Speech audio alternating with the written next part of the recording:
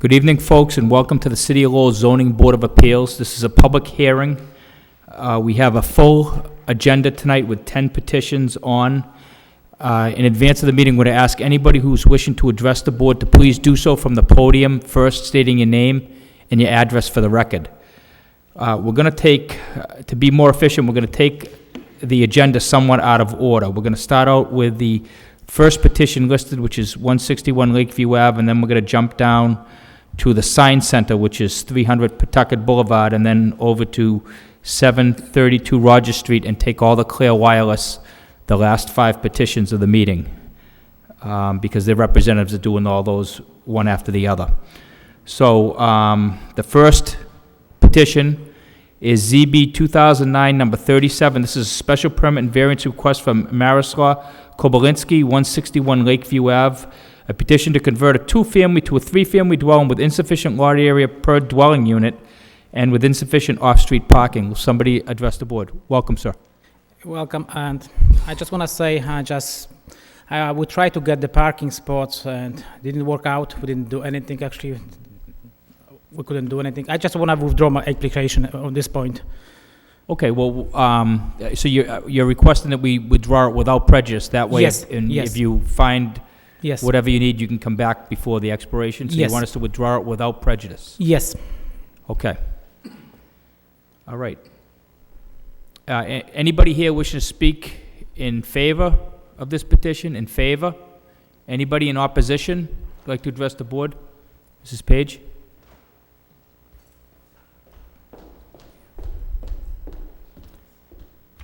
My name is Anne Marie Page, 26 Fremont Street, and I sit on the board of the Centerville Neighborhood Action Group.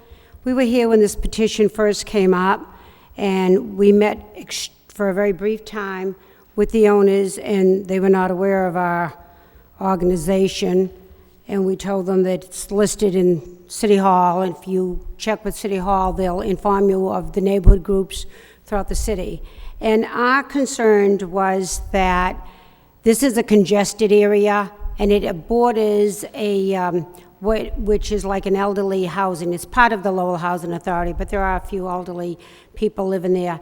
We just think the area is a little too congested right now to take on a 3-family. It was a 2-family, and it just looks a little too congested for 3-family.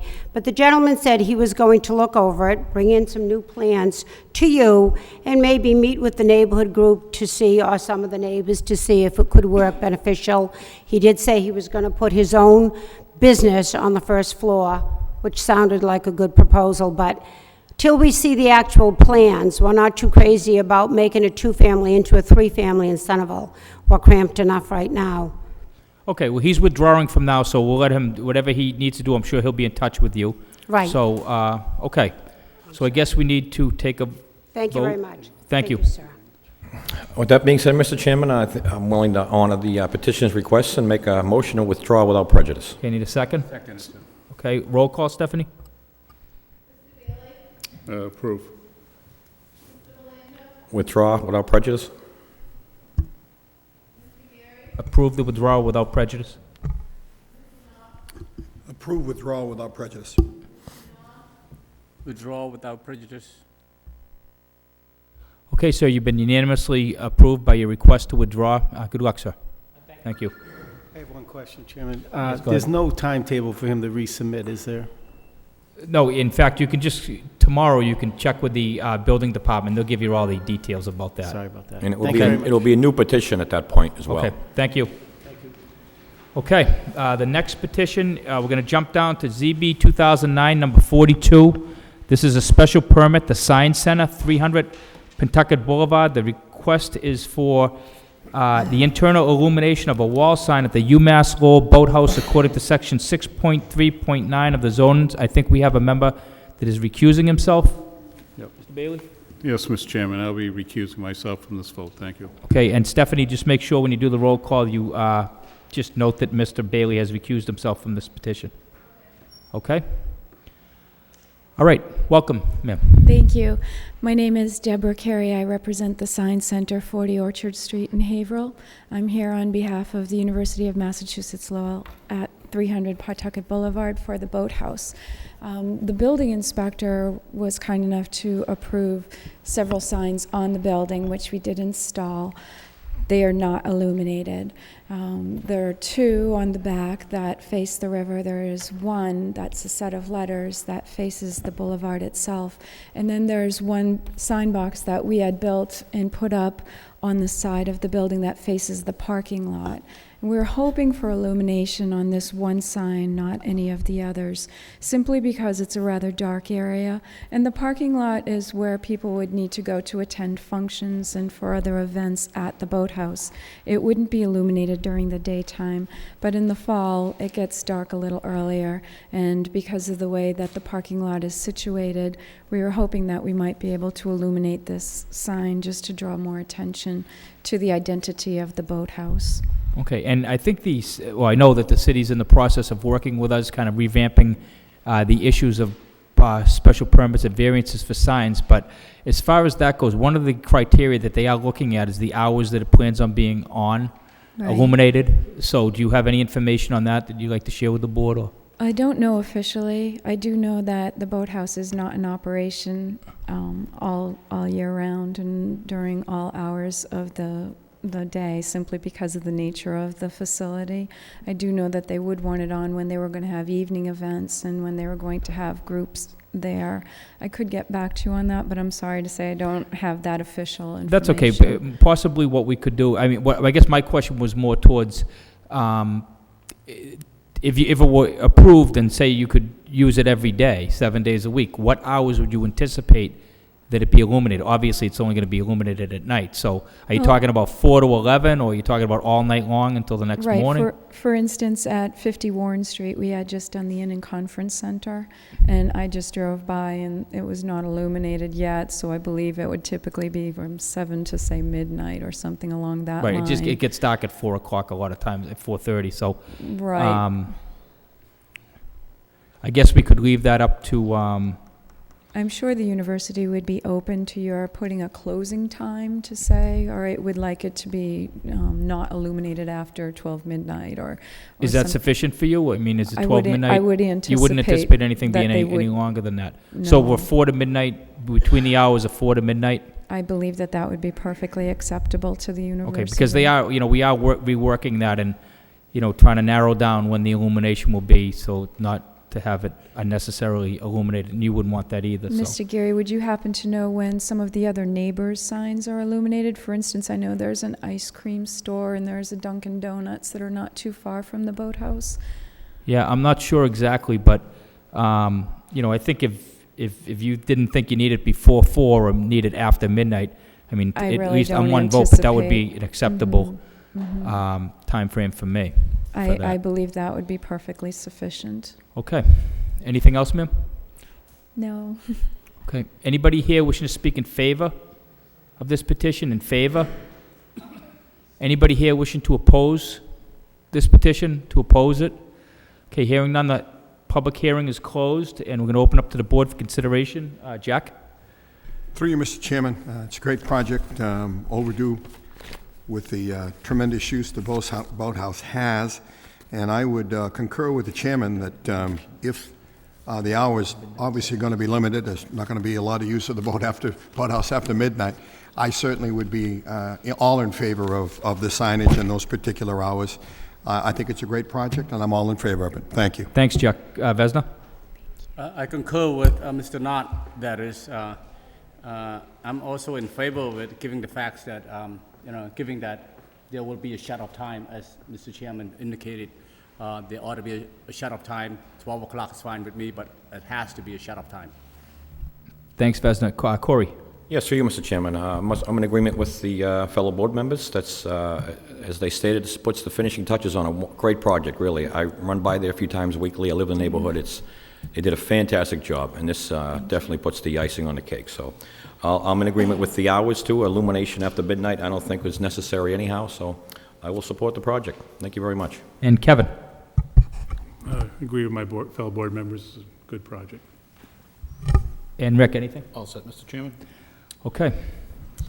Mr. Chairman, I'll make a motion to approve with the following condition, that there is no illumination After midnight, 7 days a week. So 4 to midnight, right, is what we said? Yes, hours will be 4 PM to midnight, yes. 7 days a week. Okay, there's, Seconded. okay, roll call, Stephanie? Approve. Approve. Approve with the condition? Approve with conditions. Approve with conditions. Ma'am, you've been unanimously approved. You just need to come up and sign. Do you have it there? If you have that plan or a copy of that plan, ma'am, if you could just sign it, actually, just sign this right here, and hand that to our Secretary Stephanie. Just be careful walking across there because the wire's over the floor. Just, yeah.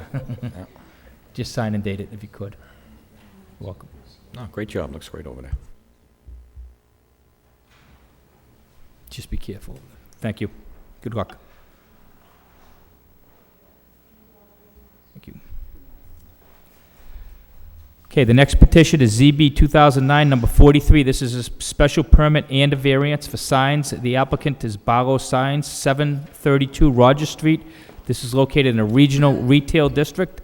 The petitioner is requesting a special permit for the internal illumination and electronic changeability for the alteration of an existing sign and for a variance to exceed the maximum sign allowed according to section 6.3.2 and 6.3.4 of the zoning code.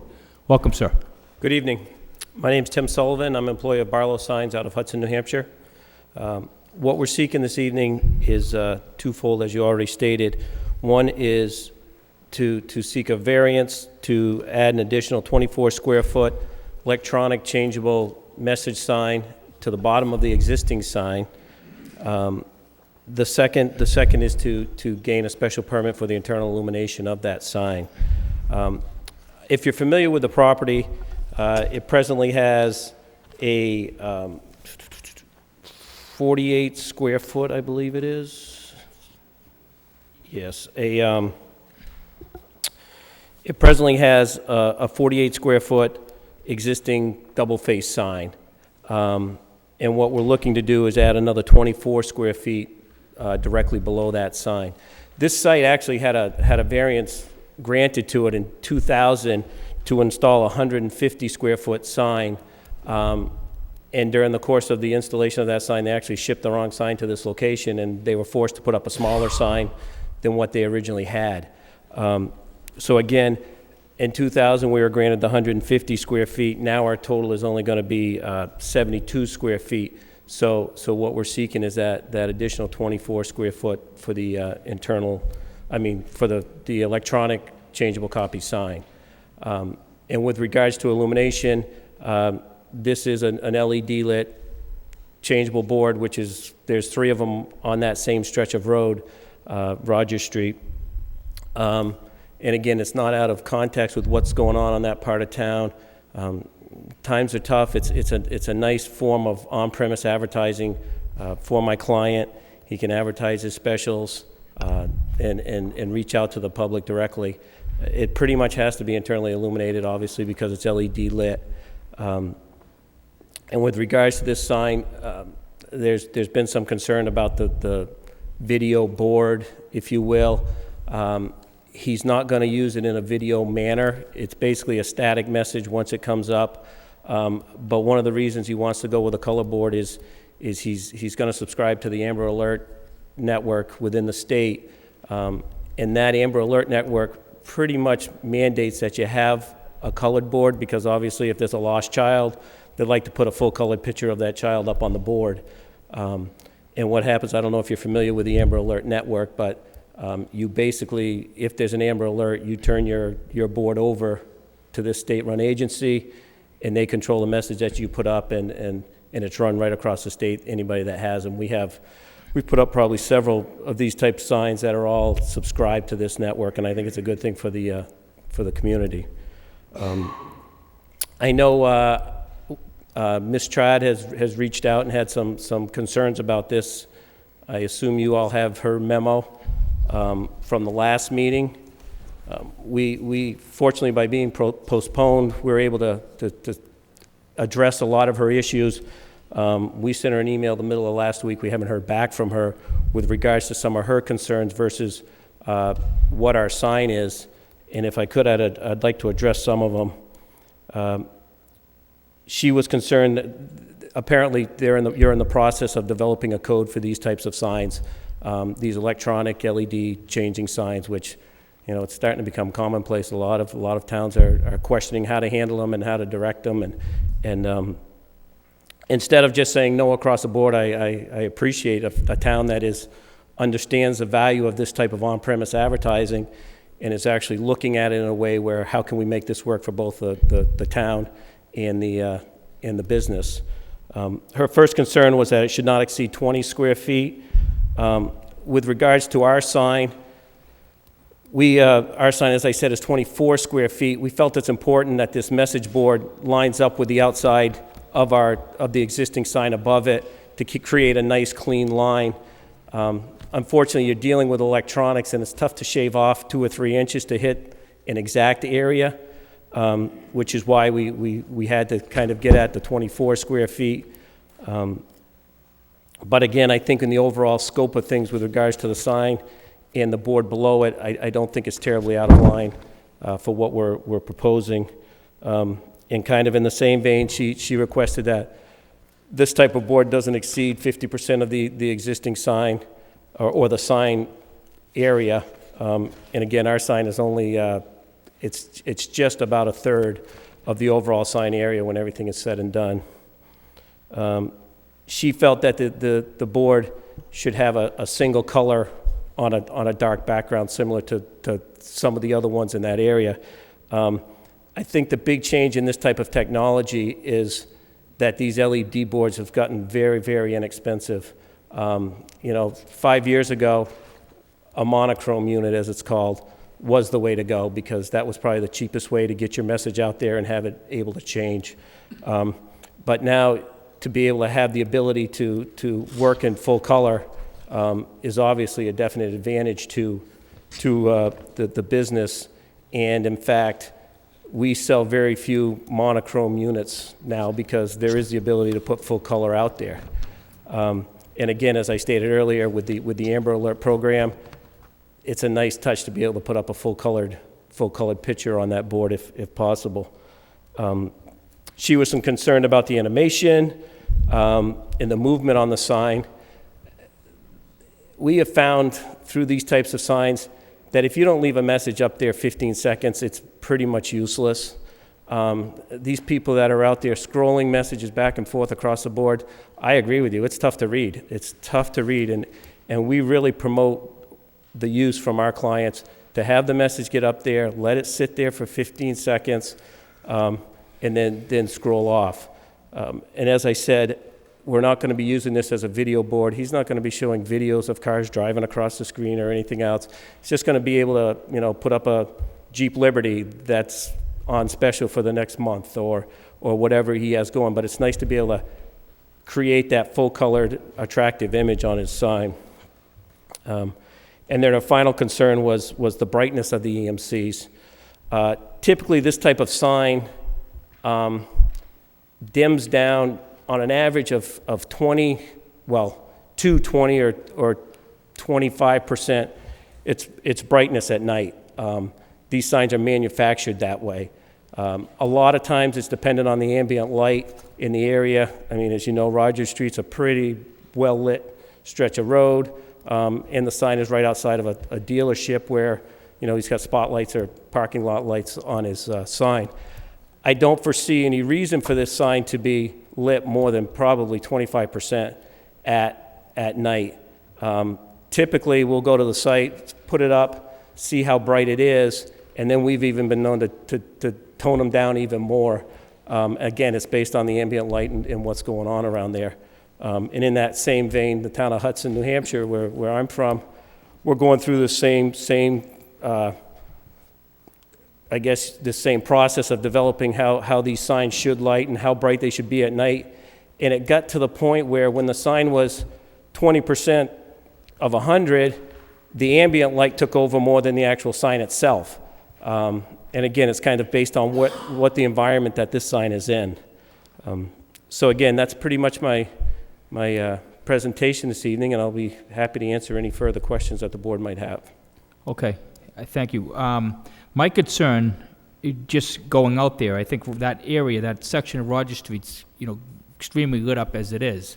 I know the signs you're talking about that are flashing signs, and I think that they do cause a distraction there. I think this area is even more sensitive because you have all the Lowell High School facility sports area there. You have the Colley Stadium, you have the kids there almost year-round walking down that street, crossing over to McDonald's, and it's a congested area as it is. And I just think that with this sign, the size of it and the way it's proposed is, one of the situations where it could cause a safety issue, where a lot of times the argument's always made against it, it's going to be a safety issue, and it's really not on a highly traveled street for pedestrians, and, I don't see that argument, but in this case, I definitely think that's a real concern. I mean, I go by there all the time, and I see it all the time. It's very crowded, pedestrian-wise, kids riding bikes, people running down there, and I do think the signs that you're referring to are distracting, but that's just my opinion. I think that, I think it's too big and too much for something I'd be comfortable with, but anybody else have any questions for the applicant? Before we open up to the public? Go ahead, Bill. You mentioned that did you have a verbal discussion with the city regarding their original comments? No, we tried to reach out. Just- We composed all the things, emailed them back to her, and tried to get a response from her from probably the middle of last week. Okay. And she wasn't receptive So it was just to through responding. email that you Correct. discussed this? Correct. Because I know we received the same letter, and the last sentence, DPD would be willing to work to guide the applicant through the process. Was there any talk about you modifying the sign at all, as far as the size of the sign? No, there wasn't, Okay. no. That's all I have, Mr. Chairman. Okay. I mean, and one concern, excuse me, if you get too small on this type of board, and your intention is to leave the message up for 15, 20 seconds, it doesn't make sense to go much smaller. If I had a 12-inch board and I was going to scroll messages across all day long, yeah, I could put a nice big message up there and let it just run. But our intention is to have the message come up, stay up there for 15, 20 seconds, and then fade off. Then a new message come up, stay up there for 15 seconds, and fade off. I don't see how that is a distracting as some of the other types of things that go on around town. And with regards to the other option of putting up a manual reader board, if you will, I think we can all agree that those are constantly in disarray. I haven't been by one of those reader boards that, hasn't had a 7 turned upside down to create an L and all sorts of things. And sometimes those are pretty tough to read, and, you're forced to take your eyes off the road to look at that. I understand your concern with a busy part of town, but if it was a static board up there and wasn't changing, then I don't think that would be a problem. Am I correct? Well, I think my concern is twofold. It's the size of the sign and the fact that it's changing. And I think when they're redoing the signs, I don't think the thought process is to change it every 15 or 20 seconds. I think they're looking at it longer. I know from a marketing standpoint and from your point, things don't make sense, but we're coming at it at two different viewpoints here. So I think that, at least from our initial discussions about revamping the sign issue, we're talking about anybody that's going to have different messages to leave them up there for a much longer period of time than 15 or 20 seconds. Right. You could be in traffic there and see it change 2 or 3 times before you get out of there. And I think that's distracting. I don't think it looks good either. I don't, marketing, I'm not sure, what it does, but I think that's what, the planners in the city have come up with their studies and trying to get away from, the repetitive changes and the big lettering and clearly this is also for a video board. I know you're saying he's not going to use it, but he gets approved for it, and he sells it if something changes. It's that's another issue. But one option you may have is to get a continuance and give you a couple weeks to speak to the sign department, who's ever going to be running that at this point. They're in the process of changing everything, so the timing may be what's really affecting you more than anything here, and come up with something that's acceptable before, either getting a denial or withdrawing your application. Or you may get approved tonight. I'm just telling you my feeling on it. All right, anybody else? Go ahead, Rick. Through you, Mr. Chairman, it is a big sign. Would your client be willing to go on either an hourly change or even on a daily change instead of having it go every 15 seconds? That's the problem we're having with them, is they continually run. You know, if he has a Jeep Liberty special running for, you know, the month, every day it could be up there, and if the Amber Alert comes in, the state takes it over, so he has no control over it. And I agree with the chairman, you know, we're gonna give you video with it, and he could sell the business, or something could happen, and next thing we know, we have all kinds of video running out there. I think, my opinion is you should go back to DPD and speak with them over there and try to work with them and see if we can come up with a happy medium for your client and the city, and so we could work with, you know, your requests. Right, well, one of Ms. Trodd's proposals was the 22nd, and that's why we kind of fell into that. Was the what, sir? Was the 22nd change. Okay. Hers was, that was part of her original memo, that was one of the proposals that they were going down that road, was that 22nd change, which is why we fell into that. If you'd like us to stretch it out, I don't think that would be a problem. An hour is a little long, but, you know, I think it could be a little longer than 20 seconds if that's a problem with the board.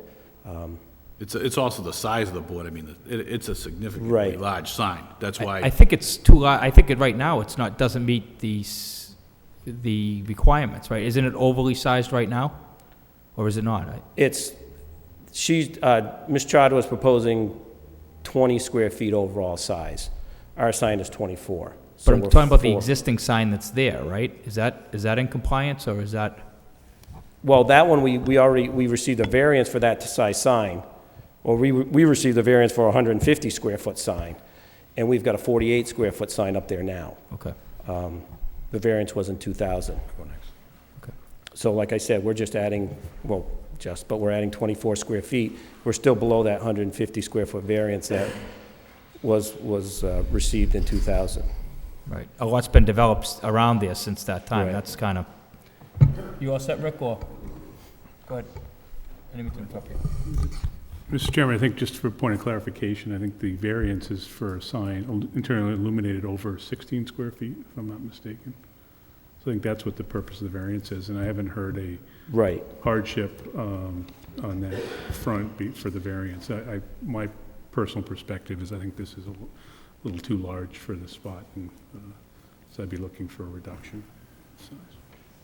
Yes, Mr. Chairman, if I may, I'm in agreement with my board members. I'd hate to, I mean, you're a business in the city here, and we're here to help you, but I don't want to vote hastily on this evening. I would like to see you sit down with, planning and development, and as Mr. Kavanaugh stated, and maybe take it down a notch, so to speak, because I think it's a bit much than you really need, and I don't think it benefits you to even have that kind of size, to be honest with you. And I mean, it has some benefits. The Amber Alert program, I'm all for that. And but when you start talking animation and movement, it's a distraction of traffic. And as the chairman stated, I mean, there's many high school events that are held back there. You got Hannaford now. It's a busy street now, much than used to be, with Hannaford there.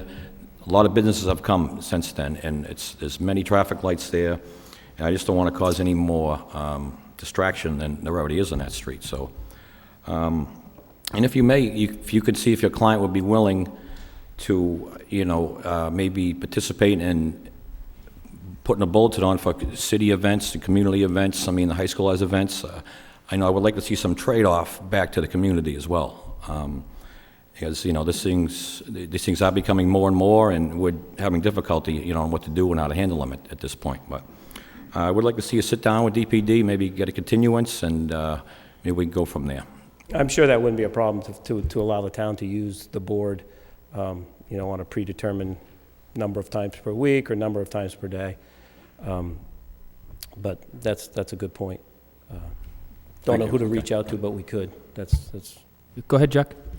Through you, Mr. Chairman. The other issue, and I'm in agreement with my fellow board members, that so you understand some of the history, we have not always voted in favor of recommendations that have come down from the department. quite the contrary.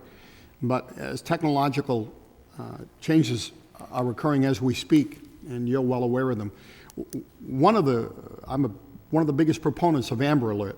But one of the things that you would be unable to distinguish, you mentioned 3 colors mandated for the Amber Alert. Is that the only times the 3 colors are going to be used, or is that something that's going to be used all the time? And as much as I am in favor of marketing and advertising, I think the 3 colors, other than the Amber Alert and the photo being used, will pose more of a distraction. And that's something that would concern me, along with the obvious size of the signage, and I'm in complete agreement with my fellow board members. And I think it would behoove you and the petitioner to sit with the department and go over some of the options that may be available to you, and then come back. Thank you. Okay, Vesna, anything? Well, thank you, Mr. Chairman. I do agree with Kevin that is in requesting a variant, the petitioner has to demonstrate some hardship, and I have yet to hear from the petitioner why we should grant this, the site of the sign that he requested, and so with that, I'm also go along with my fellow board members. That is, if you were to talk to DPD, maybe there may be way to work it out to a smaller sign, and the other issues that concerns me that the chairman brought up was the how often the message is changing, and when you're talking about 15 seconds, I was like, what? Because, you know, as you stop in the parking, stop on the stoplight, just during that time, 4 or 5 times, that message has been changing, and that's very distracting to the drivers and whatnot. So that need to change in terms of how often that message changes. I prefer to have it maybe every hours or so, if not more. Thank you. Okay, anything else, sir? No, not at this time. Okay, anybody here wish to speak in favor of this petition? In favor? And hearing none, that portion of the public hearing is closed. Anybody here wish to speak in opposition? In opposition to this petition? And seeing no opposition, that portion of the public hearing is closed. And now we'll open up to the board for discussion and vote. Sir, is this, would you like to request a continuance, or would you like us to vote on it? Could I have 2 Sure, seconds to speak with my client? take however time you need.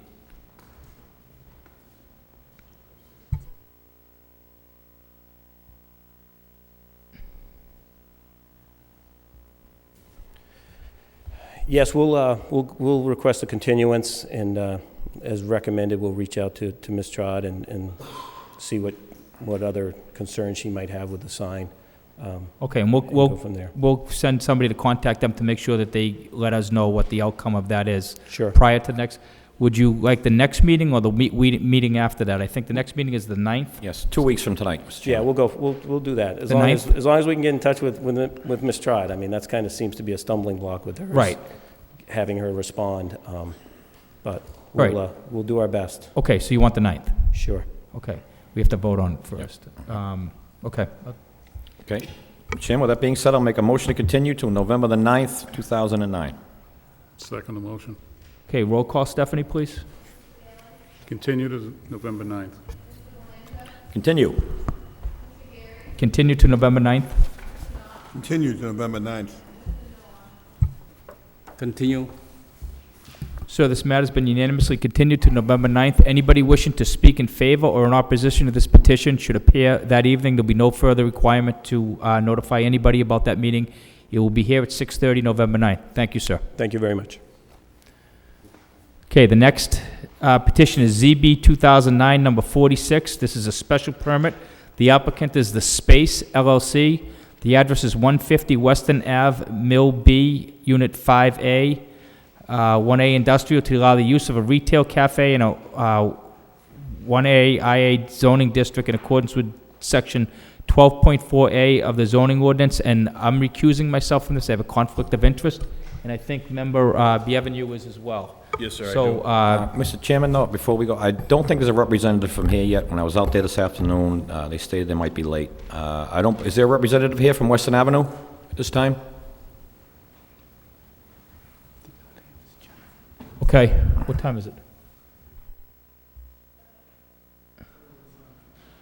Okay, well, they were down on the list, and I took it out of order, so what we'll do is, the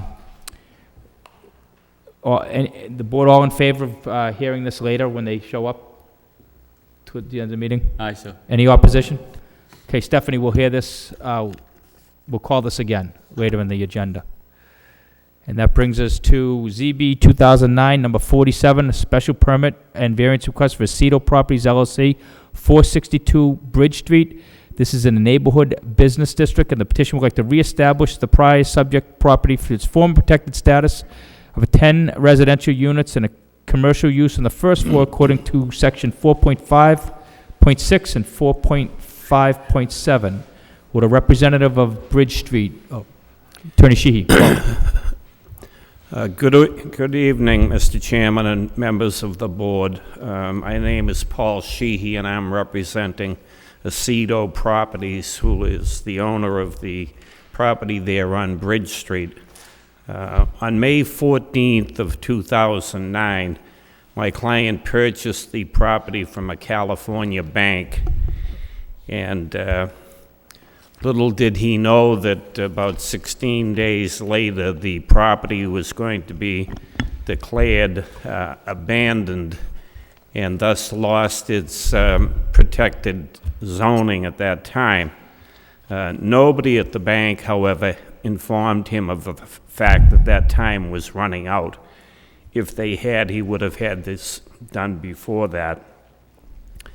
But the proposal is to reinstate the zoning that was in existence at that time when it expired, I believe, on June 1st of this year or the last of May, I'm not sure, and trying to reinstate that exactly to what it was, 10 small apartments, 1 bedroom, and retail space down below. That was for many, many years Fruin's meat market, and my client has an agreement with the party to go in there and to bring that back to life. The planning board and the staff of the planning department all support this. I understand that the planning board voted unanimously to support it.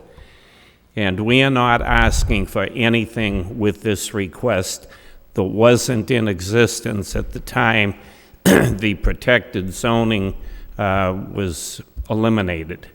So it's not anything that would be out of the ordinary for that area, and it would finish up some small repairs that are required in the upper floors as a result of a small fire there. And I think other than that, that pretty much sums up the prospects there and the situation there, and I would be glad to answer any questions I could if members of the board had questions. I'd be glad to try that. I think it did come completely supported by the planning department and the planning board.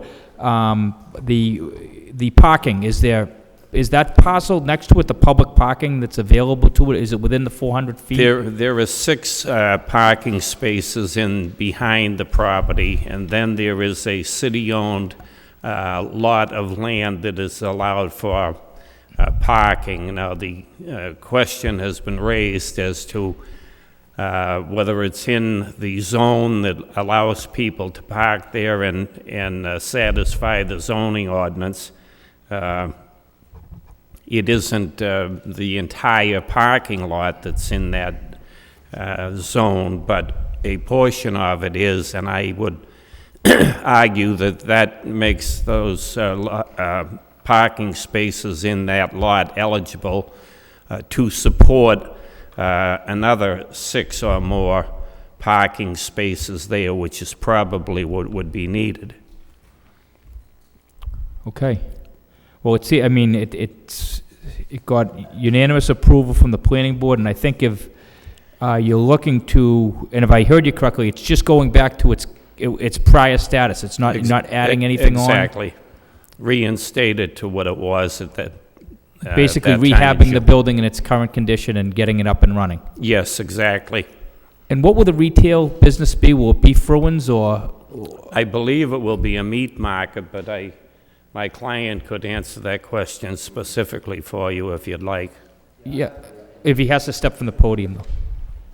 There you go. Yes, I have a lease agreement with one of the Sir, tenants. can you just the formality, you just have to state your name and your address? Yes, hi, my name is Vincent. I'm the principal of the Aceto Properties LLC. Yep. I do have a lease agreement with the one of the tenant that signed the lease, that his intent is to open a convenience store and a sub shop.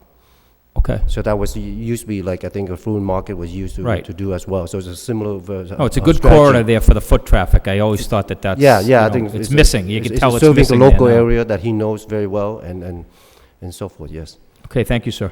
Thank you. Thank you, Chairman. Okay, have you had a chance to discuss this with, has anybody approached you from the neighborhood or, I just talked a little while ago with Mrs. Page. She is here, and we have known one another for a lot of years, but she didn't recognize me with my white hair. you look younger?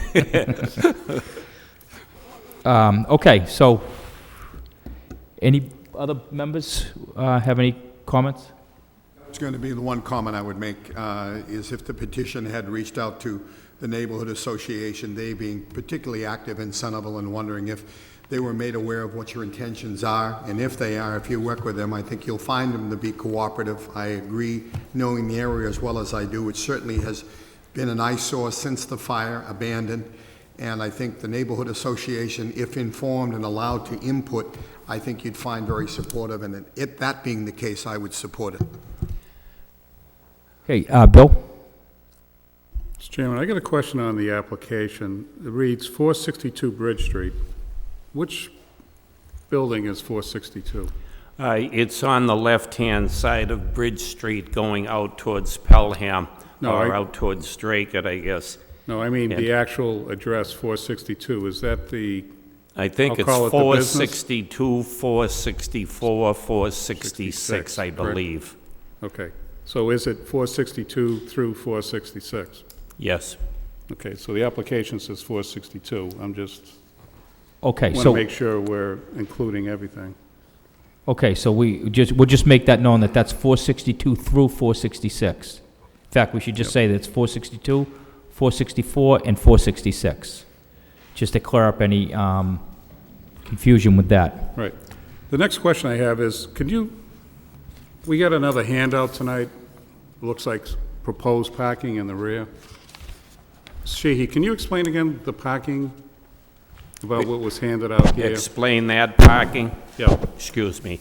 That's directly behind the building. Right. And it's property owned by my client, and it will house 6 vehicles there. And depending upon the interpretation of that section of the zoning ordinance that I talked about earlier, if that municipally owned piece of property is available for parking, it allows the required number of parking spaces to be cut in half, and that would satisfy the parking in the area. What is the parking that's currently behind the facility? I believe there's a fence there and there's open parking. Is that considered a city lot? Is that considered a city block? Lot. Lot? No. I understand the city lot is across the street. Okay. Is the parking that's behind this facility the East End Club parking? No, no. No, it's part of this parcel of land. That plan that you have, the entire parcel of land is pointed out there, and you can see where the 6 spaces are for parking. So you're proposing there's 6 parking spaces currently behind the existing building Right. that runs to the end of their property? Right. Okay. And then it's fenced in on 3 sides. Right. And it comes out to Bridge Street. And the only access into the building is off of Bridge Street, down that driveway along the building? That's right, that driveway. So we have 6 parking spots for 10 units. Will the 6 parking spots only be for the residential, or is it for the business and the residential? I don't know that that has been worked out yet, but it will be worked out. There will be tenants up there. I understand that the last time there were tenants in there, that there were no cars owned by any of those tenants. So do we need to consider that, Mr. Chairman? About Well, parking? I think that, you know, at least what I'm considering is the fact that it was working before, Okay. it was damaged, and now they're just going back to exactly what they have. So, my understanding from what I read from the planning board and the planning department is that it was, you know, they looked at all these issues, and they think it's a good project. They think it's a building that needs to be dealt with, because nothing has been done there, and they embrace this, is my understanding. So, I don't think that it's, you know, the variance request for parking, I think, is reasonable. I think he has parking in the back and access to public parking, which, you know, what the applicant is stating is that it's within that area to the boundary line, but it may not encompass the whole thing, and I'm not sure whether that matters or not, but I think the parking variance would take care of that. That's my feeling. Anybody else? Mr. Chairman, the only comment I would make through you again is being familiar with the area. Don't know if this is appropriate to even bring this up at this time, or if the petitioner need to come back after the approval. But that particular area that the counselor representing the petitioner has alluded to, and which my fellow board member alluded to, is an area in between their building and what used to be the precinct station. And one of the issues, again, being very familiar with the area, I would recommend is that there be some sort of signage that address the fact that there are going to be cars coming in and out of there. That would be the one concern, because it probably is best identified classically as a blind driveway. And I think that is something that I think the neighbors would certainly be concerned about, and I would like to have addressed. Thank you. I think that's That a would good be point. acceptable.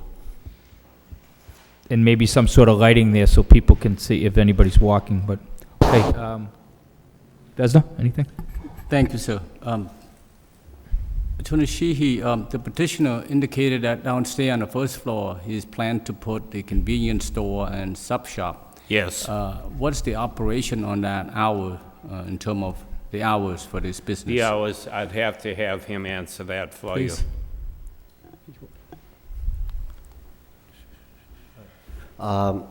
I don't have the hours written in the lease, but I can write that down in terms of what the board concern is. But convenience store usually, I guess, are open till 10 p.m. or 11 p.m. or something like that. Right.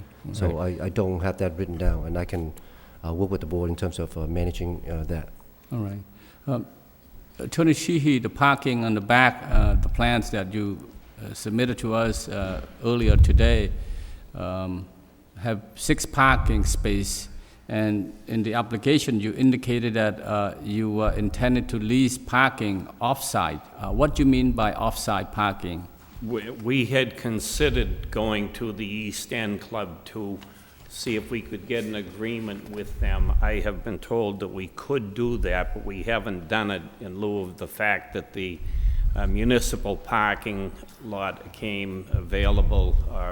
It was pointed out to us that that was within a permitted zone and could be used, and it would reduce the mandate under the zoning ordinance by half. So instead of 12 parking spaces, if you had 6, you could park in that other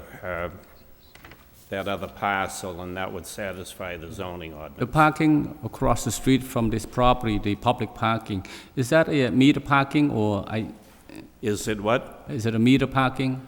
I don't believe so. It's an open lot. Open lot, so residents around the area can park all night there, is that?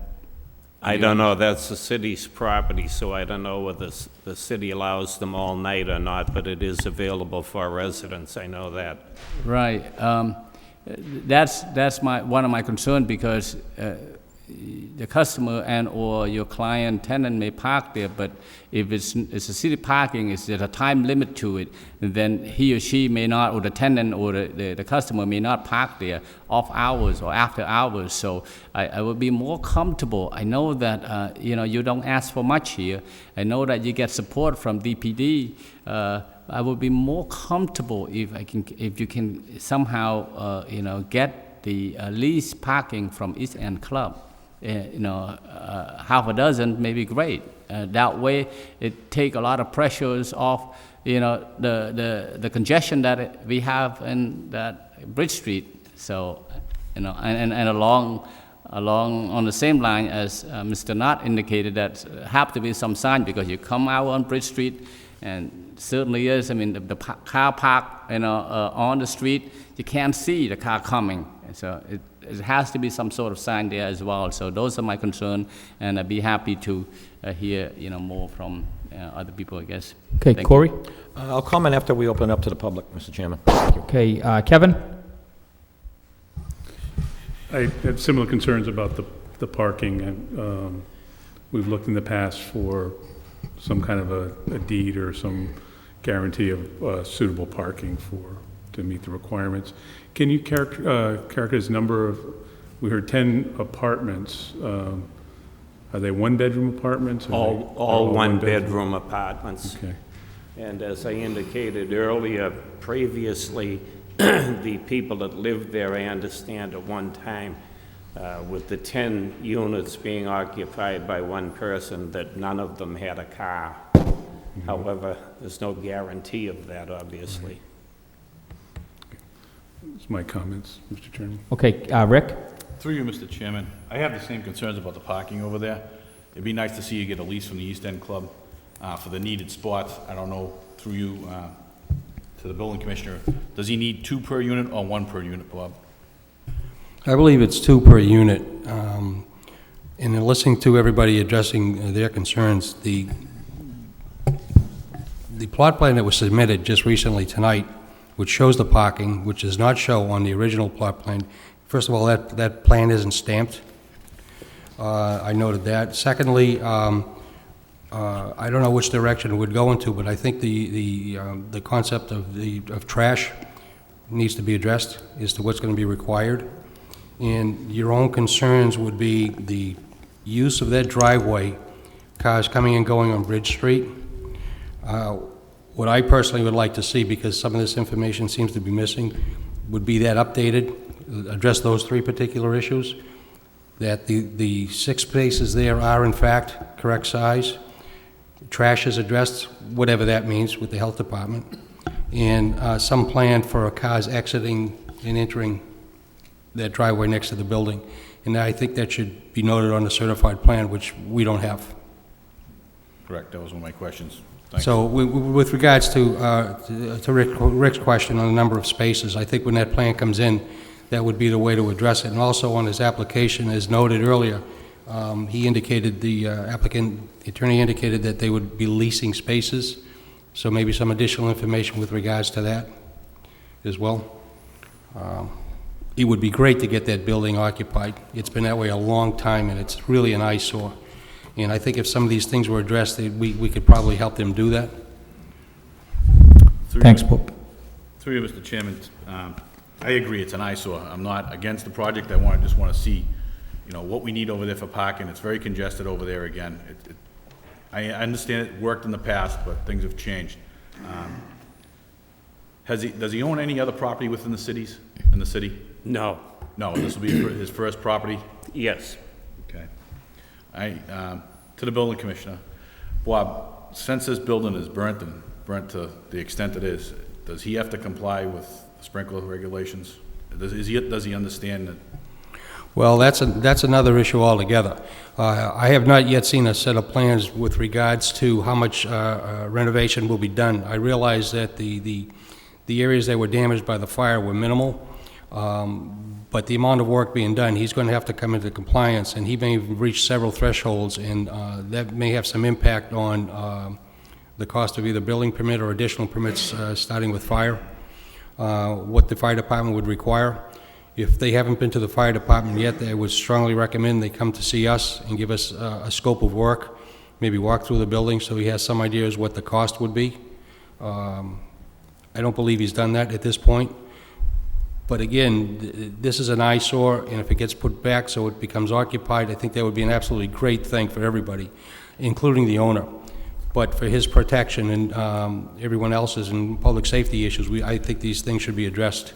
That's a good point, because the cost of what you're referring to could have some impact on this overall project. Correct, and also he'll hit the threshold for accessibility. And again, I want to see the project done right. I don't want to see the gentleman to start getting through the ZBA, next thing, another roadblock, and finally he gives up and we have an empty building again. Correct. In this particular case, what I would recommend is that, based on Chapter 34 in the State Building Code, that the building be evaluated by a registered design professional as to what exactly is going to get done with regards to a rehabilitation, and that will determine whatever thresholds are placed, and those thresholds will determine how far or to what extent he has to do whatever work he needs to do in the building. But in order to make that decision, that scope of work has to be outlined first. I think that would be a good idea for him to do as well if he hasn't done that. The building, if you haven't seen the building, the damage, fire damage is minimal.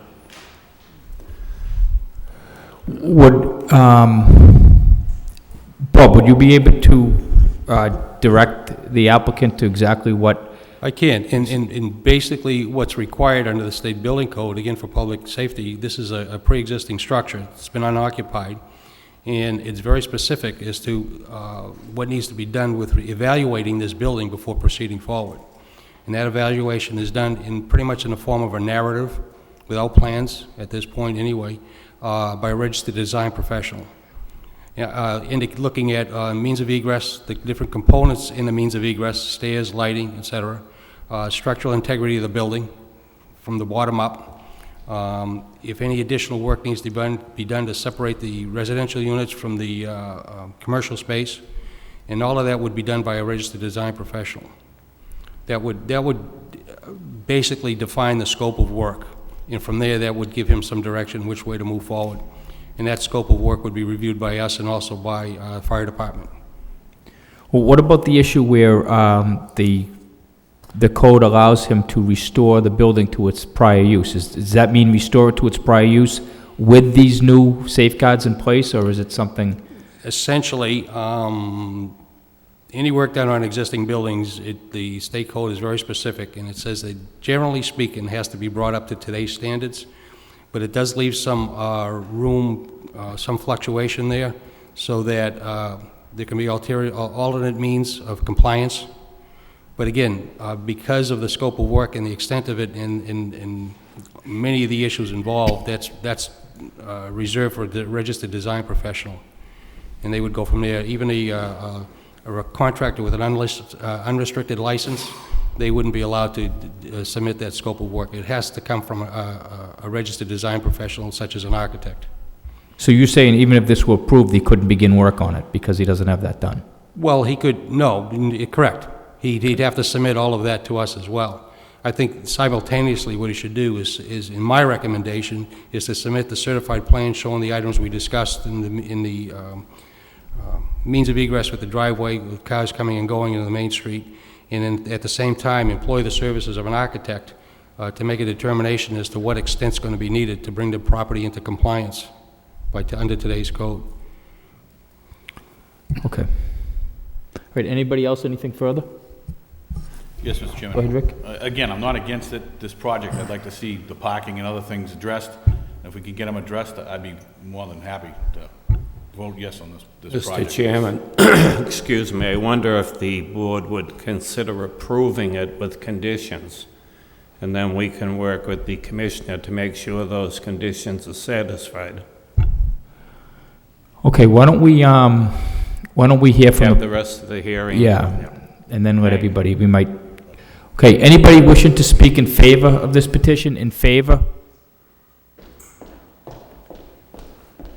Mrs. Page? My name is Anne Marie Page. I reside at 26 Fremont Street, and I'm on the board of the Centerville Neighborhood Action Group. I did speak to Attorney Sheehy for a brief time, but we had done a little investigation ahead of time. Our main concern was we were afraid of a rooming house, and we were afraid of an absentee landlord. And I've been told that that's not going to happen. I will be able to contact Attorney Sheehy if we are unhappy neighbors with our new neighbor. So, we do have a few issues. You've pretty much hit everything. Thank you very, very much. You've had great questions.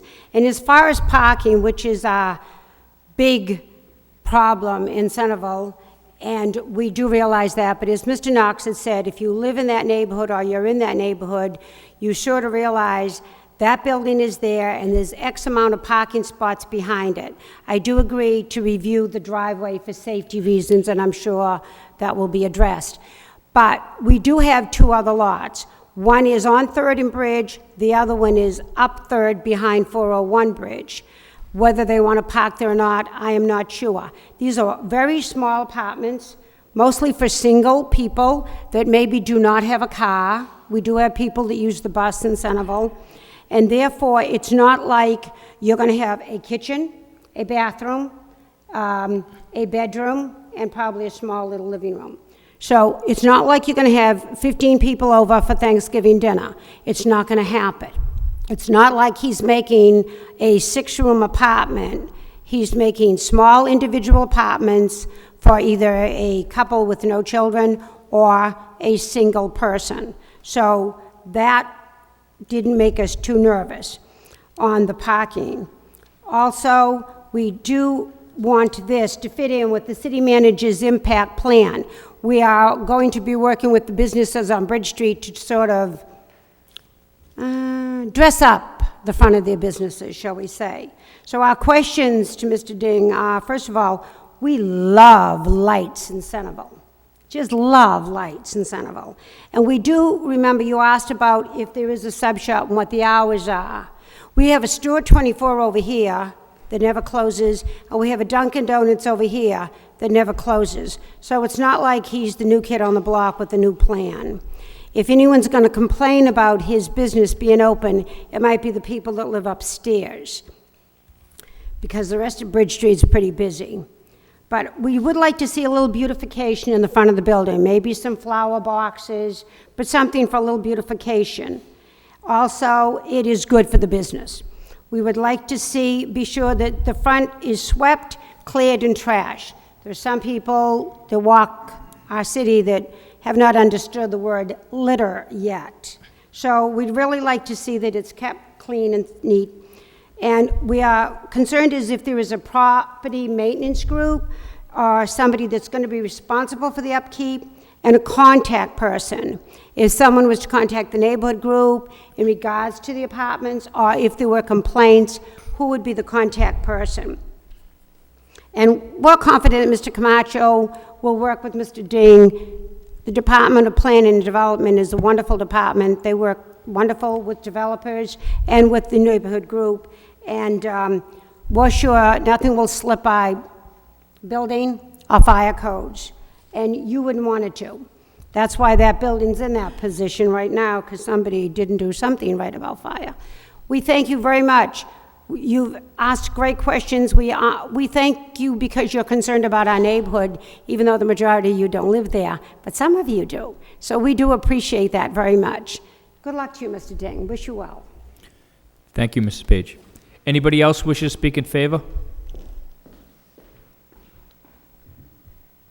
Mr. Chairman, members of the Board of Appeals, ladies and gentlemen, my name is Mark Goldman, 58 Oakland Street, Lowell, Mass. Wish to be recorded in favor of this. For one main reason, the Centerville neighborhood area on Bridge Street had a study done a few years ago, I think about maybe 2 years ago, 3 years ago. And it centered on Bridge Street, centered in that particular area. And it called for, making sure that that neighborhood had the lights, was beautified. This will fit the neighborhood character, and I urge that the board approve this with the conditions that have been discussed tonight. Thank you very much. Thank you, Mark. Anybody else wish to speak in favor? In favor? And hearing none, that portion of the public hearing is closed. Anybody wish to speak in opposition? in opposition to this petition? Seeing no opposition, that portion of the public hearing is closed. And the public hearing is now closed. We'll open up to the board for deliberation. Bill? Thank you, Mr. Chairman. The only thing I would say is I would like to see us set some conditions in relationship to what the commissioner put forth. I think there was a list of either 3 or 4 conditions, especially around this parking. And something I'd like to see in the next, I guess, package as a condition, I would like to see at least a layout of potential parking that's in the area that we're talking about, because I'm still a little bit confused where the parking's going to be for this project. And I'm just trying to settle this between the residential part of it and the commercial part. I need a little bit more information on how this is going to be split up and where the available parking areas are in that area. I just need that for my own information. I don't know if the other board members will support that, but that's something I'd like to see in the next proposal. I think I just need a little bit more information on this. I think it's a great project. I'd like to see it come to fruition, but I think we need some more details here to put this to rest. Thank you. Thanks, Bill. Jack? Through you, Mr. Chairman. I also think it's a great project, and the problem you have anytime you're talking about renovations or bringing back a business that once was a thriving business into an area that's already heavily congested, particularly when you take it, Route 38 maybe as heavily traveled a road as any in the entire city. So the additional burden of parking is something that has to be addressed. I would approve this petition 100% if the conditions with the building commissioner has set forth are addressed. And also, as Mr. Bailey has just alluded to, we can address those conditions of parking, and I think it would be a welcome addition to Centerville. Thank you very much. Thanks, Jack. And Vesna? Thank you, Mr. Chairman. I agree with my fellow board member that this is a great project. I know that other parking, public parking across the street and other parking behind the property. What makes me more comfortable is that there'll be a lease with East End Club for at least half a dozen of parking, so that in the event that there will be a time frame for the public parking across the street, say you have to move your car by certain hours, then we have East End Club parking lease is a contract with them. That make me more comfortable, along with a few of the conditions that the commissioner have suggested, such as trash location, location for dumpster, and how is that going to be enclosed. And so those is, along with the sign in terms of a car coming in and out of the property. With that condition, if those conditions are met, then I too in favor of this petition. Okay, Corey? Thanks, Vesna. Yes, to you, Mr. Chairman. I'm in agreement with my colleagues. I think we're all anxious to see something happen here. I toured the property this afternoon. I was there for a lengthy amount of time. And as we speak, it's been vacant so long, it's becoming vandalized, it's becoming a dumping ground, and the longer we wait, the worse off we're all going to be, including the petitioner. I think he's got good intentions to fix this property up, and we're certainly here to help, and I think everybody's here to do that. But a lot of the board members here are concerned with parking. I respectfully don't have a great concern with parking, because typically on Bridge Street, I say this respectfully, is mainly low income, and most of them do not have vehicles in my experience. I've managed properties similar to this, and I don't think that's an issue. I really don't. They're going to have 6 behind the building. There's a public lot across the street, and when I viewed it today, I didn't see any signs saying no overnight parking, or because that would be defeating the purpose. So I think what they have there is adequate. The variety store itself is a neighborhood variety store that was there for many, many years, that thrived and relied and survived on neighborhood pedestrian traffic, and I think that will still stand to this day. So I don't have that great concern with parking, and there is some on-street parking as well, not that I want to congest the street anymore down there, believe me. But I think for most times during the year, you can park on the street for a little bit. So I think the parking is somewhat adequate there, what they do have. I mean, if the code is 2 parking units per dwelling, that's 20 spots. He only has 6, so are we going to make him at least 14 spots? I think that'd be a serious burden, to be honest with you. I want to get this building up to code and occupied. Of course, we have safety issues that still linger. And the board made some great points regarding entering and exiting the driveway is a great point that Mixonoff stated. The dumpsters are concerned, where they're going to put trash. I'd like to see that fenced in and enclosed as well. And other than that, the fire code, I'm sorry, is a main concern. Now, I don't know if there's sprinklers in that building, but it's probably going to require them, and that's a huge cost. So I'd like to see what we can do for the petitioner here this evening to get this thing underway, this building occupied, and back on the tax rolls. With that being said, I'd like to work it out tonight, if at all possible, Mr. Chairman, through conditions. Thank you very much. Thanks, Corey. Kevin? I'd like to see this building rehabbed as well. The good projects that come before us have very good plans that are put forward as well, that are comprehensive and stamped site plot plans and everything else. So my preference would be to see some homework done so that the petitioner can come in eyes wide open, knowing what the costs are, that we see a more complete plan that addresses, as people have said before, the trash, the parking, and the driveway egress. And if you got to the point of being able to show what the building would look like, some kind of renderings, that would be great as well. But again, I think that would be to everyone's benefit. That's my opinion. Thanks. Thanks, Kevin. Rick? Hi, Mr. Chairman. Through you, Mr. Chairman, I'm in agreement with my fellow colleagues. We want to see this back up and running. I'd like to see a continuance so we can let the building commissioner get all the information he needs, let the owner get all the information he needs, make sure we can have trash dumpsters behind the building and such. A 2-week continuance I don't think would hurt the petitioner, but that's my opinion, so that all the board members can understand what we're looking at for parking and stuff. And maybe we can get it really clarified that we can give him a variance from the parking, Mr. Chairman, to allow him the parking he has. That's my opinion. Thank you, Mr. Chairman. I feel kind of the same. I don't have a problem with the parking, and I went by the area too, and it was working before. I think it will work again. I agree that with Mrs. Page, I don't think that there's going to be a huge issue with that parking, and she's very familiar with that area. Mr. Sheehy, do you think 2 weeks is enough time? I mean, the board has suggested that the applicant do a lot of things, and I'm not sure if you could go to the podium, just because we can't hear.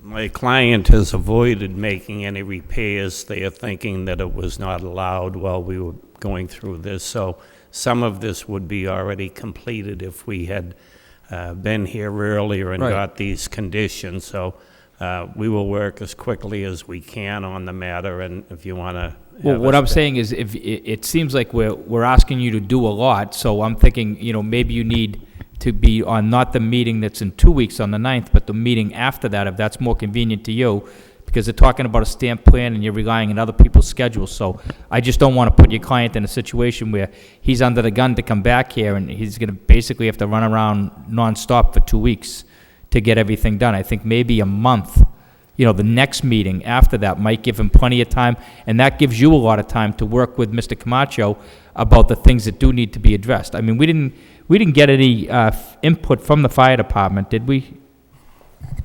No, we don't. And actually, to be honest with you, there are 2 different issues going on here.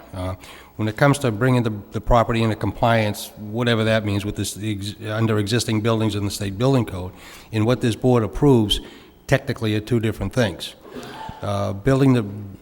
Doing the renovations and bringing the building into compliance is really under our jurisdiction and the fire department's jurisdiction, And whether, I don't know that he's done it, and if so, to what degree, but that would have been the first step to make sure that it's financially, feasible.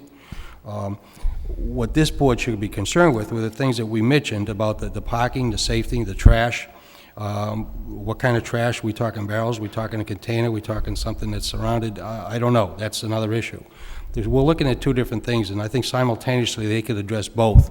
One option would be to go into the 2 weeks, and if they felt as though it was not enough time and they wanted a continuance, I think that would be their right to do that. Right, But and you could do that by a letter to the building department brought to our attention prior to the meeting. And I would recommend also that at the same time, simultaneously, he gets an architect on board, and we'll work with him as fast as we can and go to the site and tell him what we need so that he can be reviewing and evaluating the condition of the property and what needs to be done. And he can pursue both those avenues at the same time. Because we're just as anxious as he is to get that building occupied. We just want to make sure it's done safely. Yeah, I think you have widespread support. It's just that, kind of crossing the Mr. Ts. Chairman, whatever your thought is in terms of the next hearing or whatever continuance. That would be November the 9th. We will accept that. The only question is my client able to go in there and make repairs in the interim? And that would be Mr. Camacho's answer, I believe, is going to be no. He really couldn't do anything on the property unless he had a building permit, and in order to issue a building permit, even on a limited basis, we would need some sort of an evaluation from an architect. I wouldn't want him pursuing in one direction, going in one direction, when his money should be spent somewhere else. Okay, and just so Mr. Sheehy and his client are aware that the things that we're looking for on a plan would be to address the driveway issue. I wrote down what everybody was saying because it's hard to follow all this, but the driveway issue, some sort of signage and lighting to protect anybody going in and out of there. Mrs. Page brought up the issue with whether or not there's going to be a property manager and, well-kept and, your representation that it will be swept, or some flower beds or anything that are minimal expense. I mean, you might want to address that. And the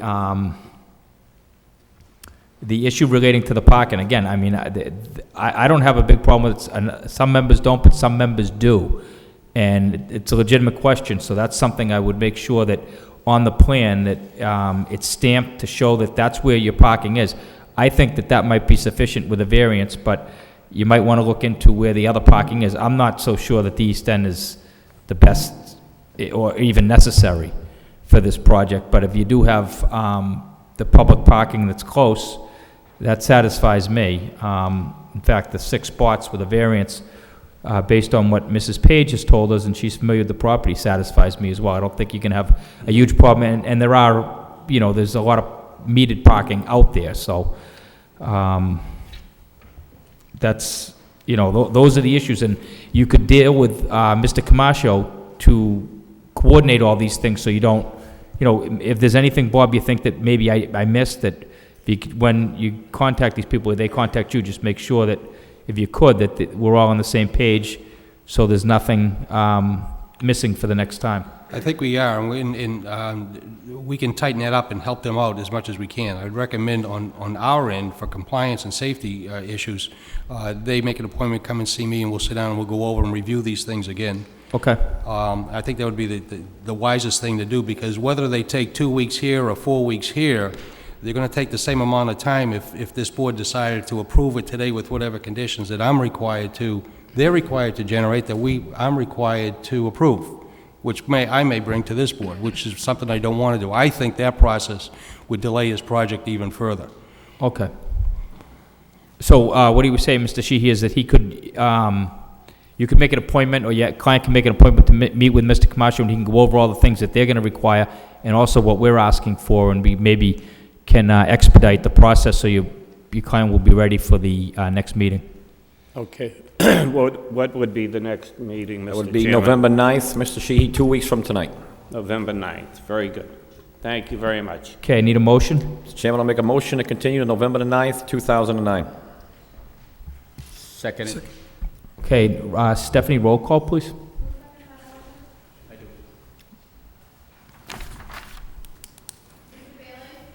Continue to November 9th.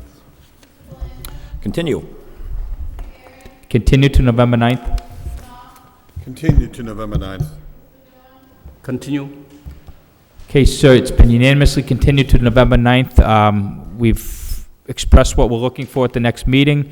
There's going to be no further advertisement. Anybody wishing to speak in favor or in opposition to that petition is welcome to come November 9th. Thank you very much.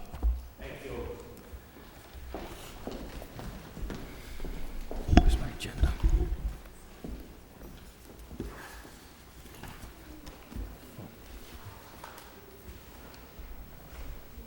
All right. Okay, the next petition.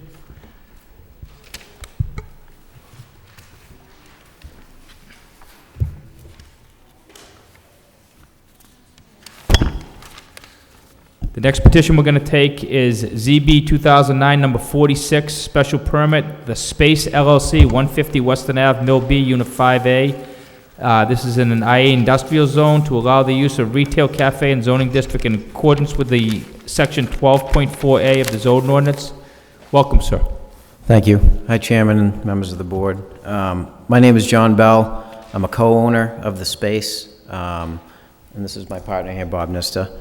It's at 150 Western Avenue, Mill B, Unit 5A. I wanted to, I just, in our haste, I have to recuse myself from this petition. I think Mr. Bievenue does too, so I'm turning this over to Mr. Noon. We just have conflicts of interest. Sure. Right, nothing related. Thank you, Mr. Chairman. That being said, that would, how many does that leave? At least 5? That leaves 5, and you need 4. fine. Yep, okay. Thank you. Go ahead, sir.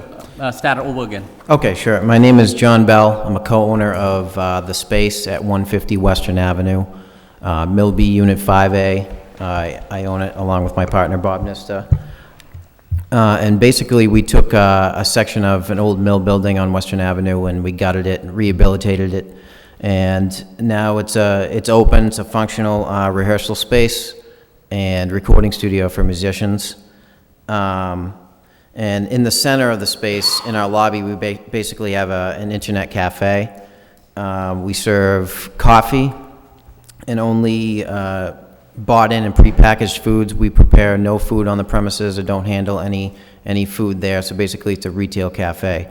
And right now, we're permitted to only serve our own clients that are using other things in our facility, and clients of Western Avenue Studios and occupants of Western Avenue Studios. So basically, we want to extend the services to the general public and college students.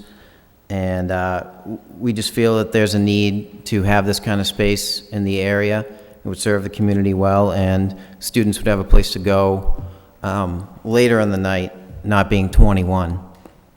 And so we're asking for a variance in the zoning use, so we can offer to the general public. Are you asking for special permit here, or? Yes. Is it? Okay. All right. Is that all? Yes. All right. Thank you, sir. Are those of you who are here like to speak in favor of this petition? Please come up and print your name and your address before you speak, okay?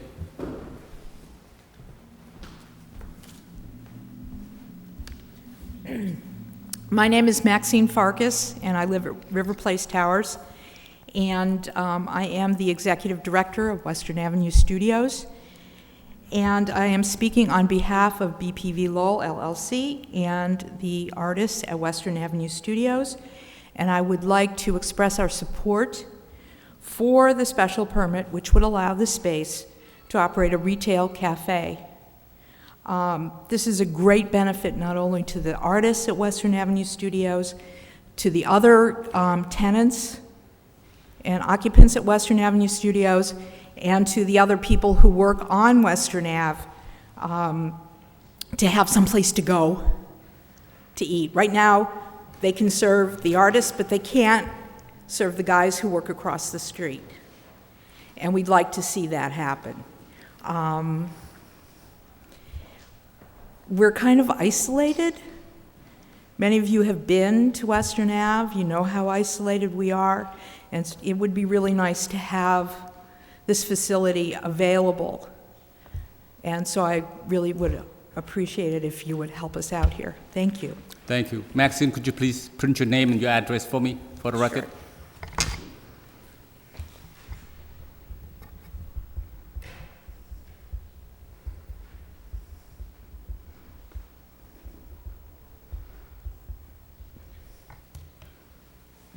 Next, would like to speak in favor? Mark?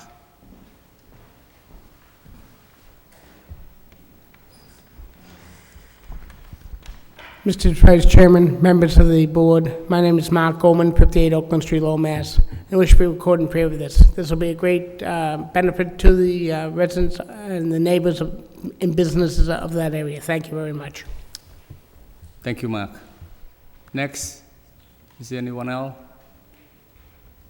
That portion of the public hearing is closed.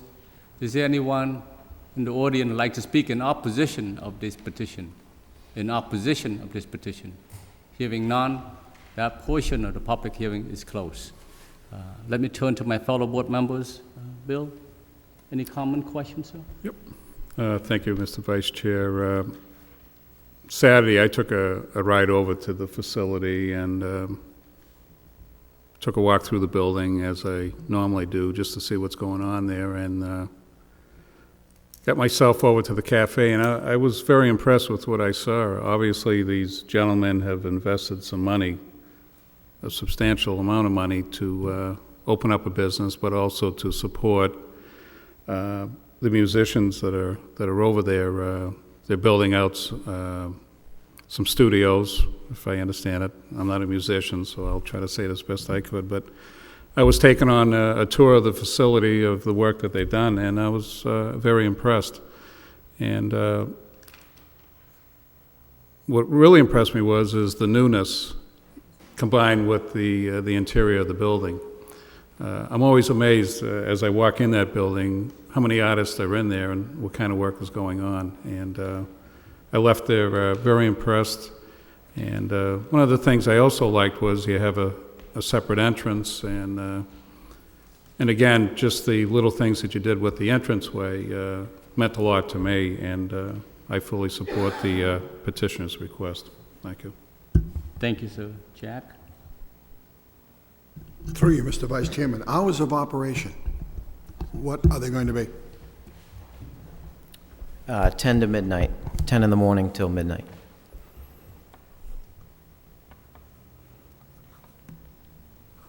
And in the immediate area where the cafe will be, what's the occupancy there? The occupancy of our The immediate facility? area where the cafe is going to serve, correct? 46.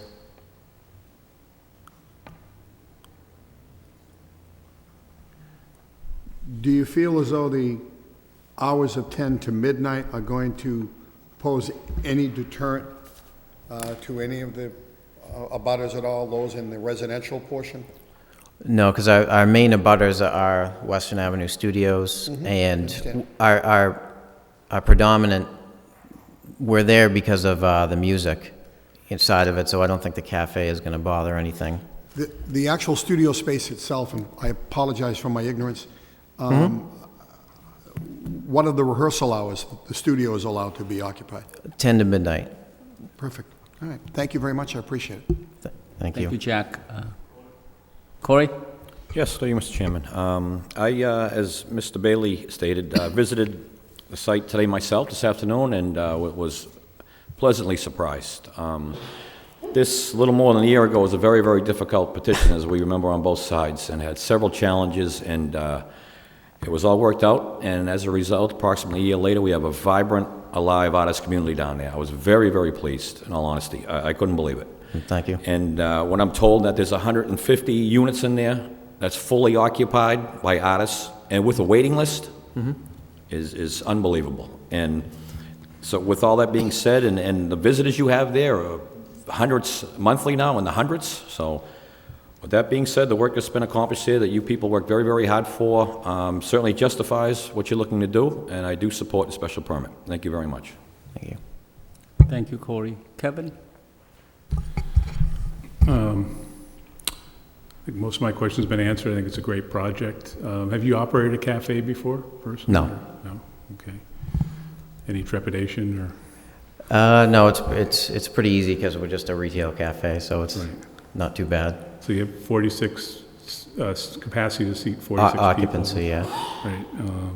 And food, as you said, was brought in from the outside? You weren't It's prepared? bought in, prepackaged food, yeah. The only thing we make is the coffee. Okay. Yeah, I think it's a great project. Thank you. Thank you, sir. Rick? Oh, Rick recused himself, I forgot. Right. Let me, before I turn to the wish of the board, I just want to comment on it, or maybe a few questions. The questions pertaining to these spaces, is it someone private condo? The space that being requested now? Is it a private condo? Yeah, is it a common space right now? Yeah, it's a common space within our commercial building, basically. We rent space, and there's a bunch of rooms that we rent hourly, and then in the middle there's like a big lobby or common area, and that's where the cafe is located, so inside the building. Okay, inside the building, that is separate from other business that's going on, say the yeah, music and whatnot. We're completely self-contained within our own building, and right, it's separate. Right. Thank you. Thanks. What is the wish of the board? Mr. Chairman, I'll make a motion to approve. Do you hear a second on that? Second the motion. Stephanie, call the roll, please. Approve. Approve. Approved. So you come up here to sign the plans, and you're all set. I think you wait 20 days for this. Let me just get to the section.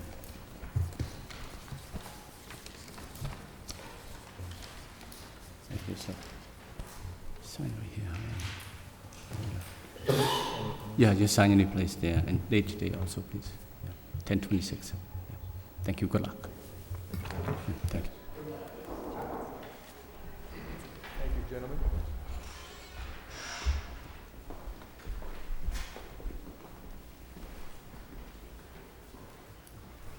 Check, can you get the chairman?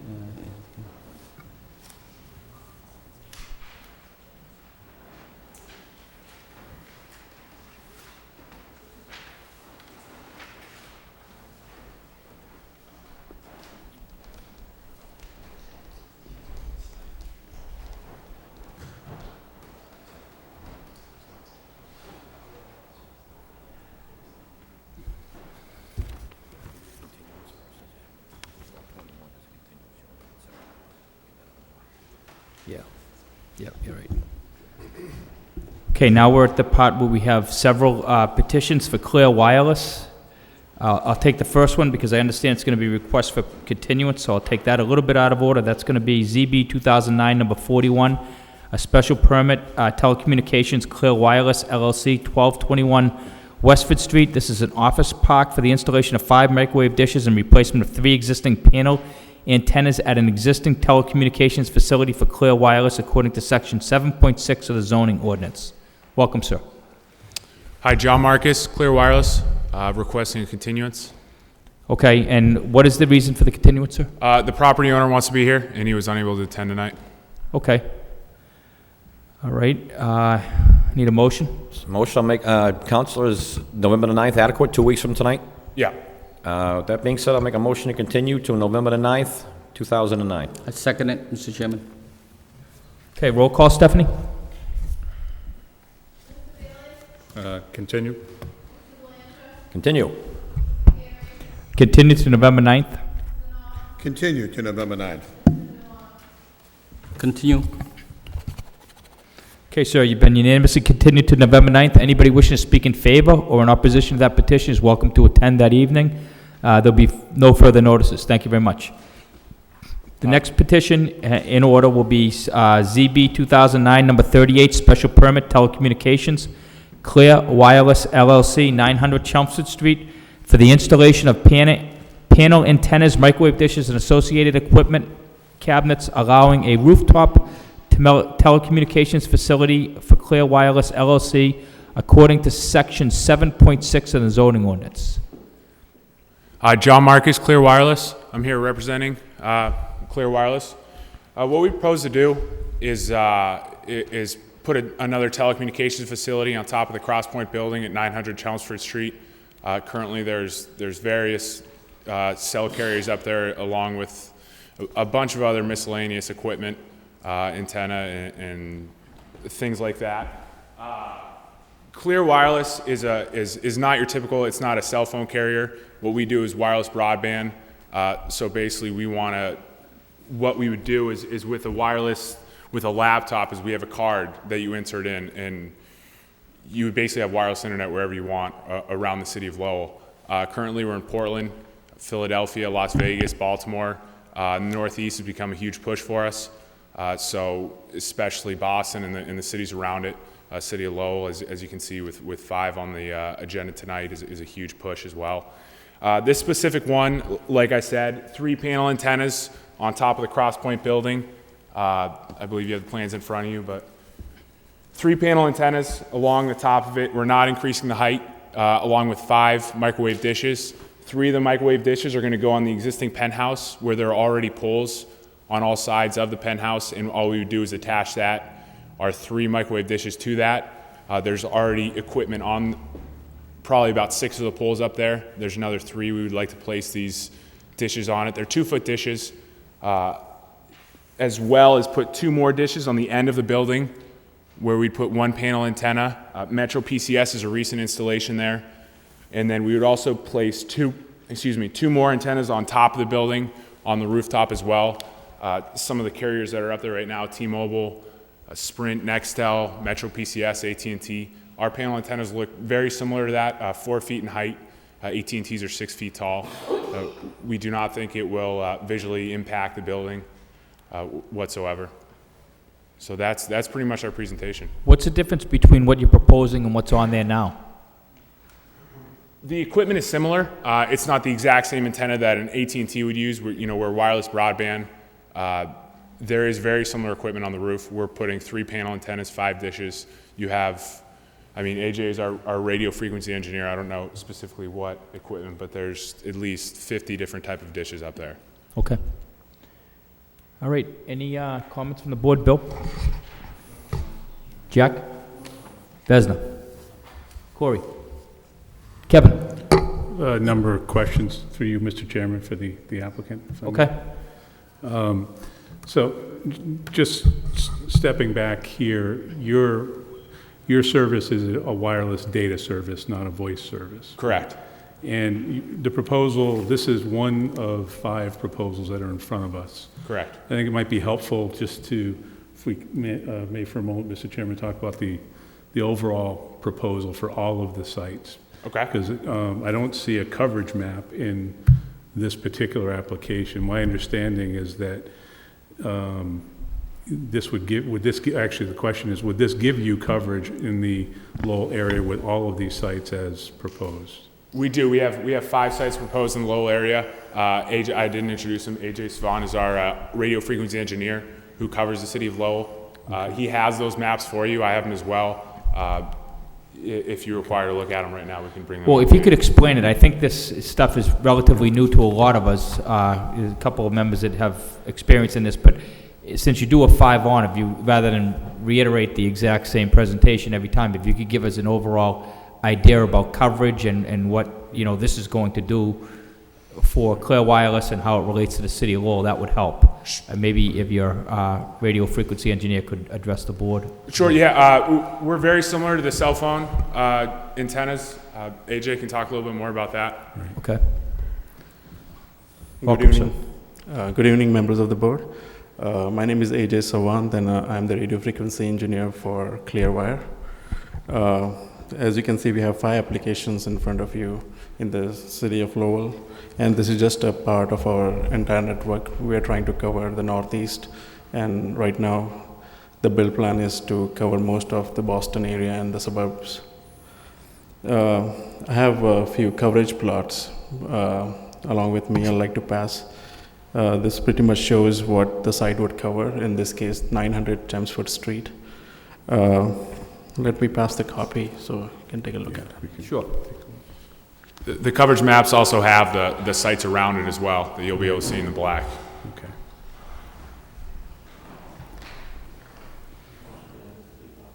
Okay, let's spread these out. Thank you.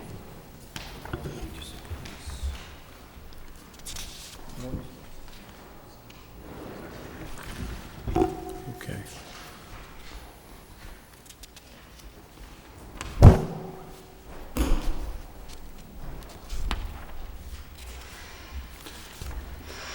So as you can see, it's a new service. We have no coverage, which is what the existing shows.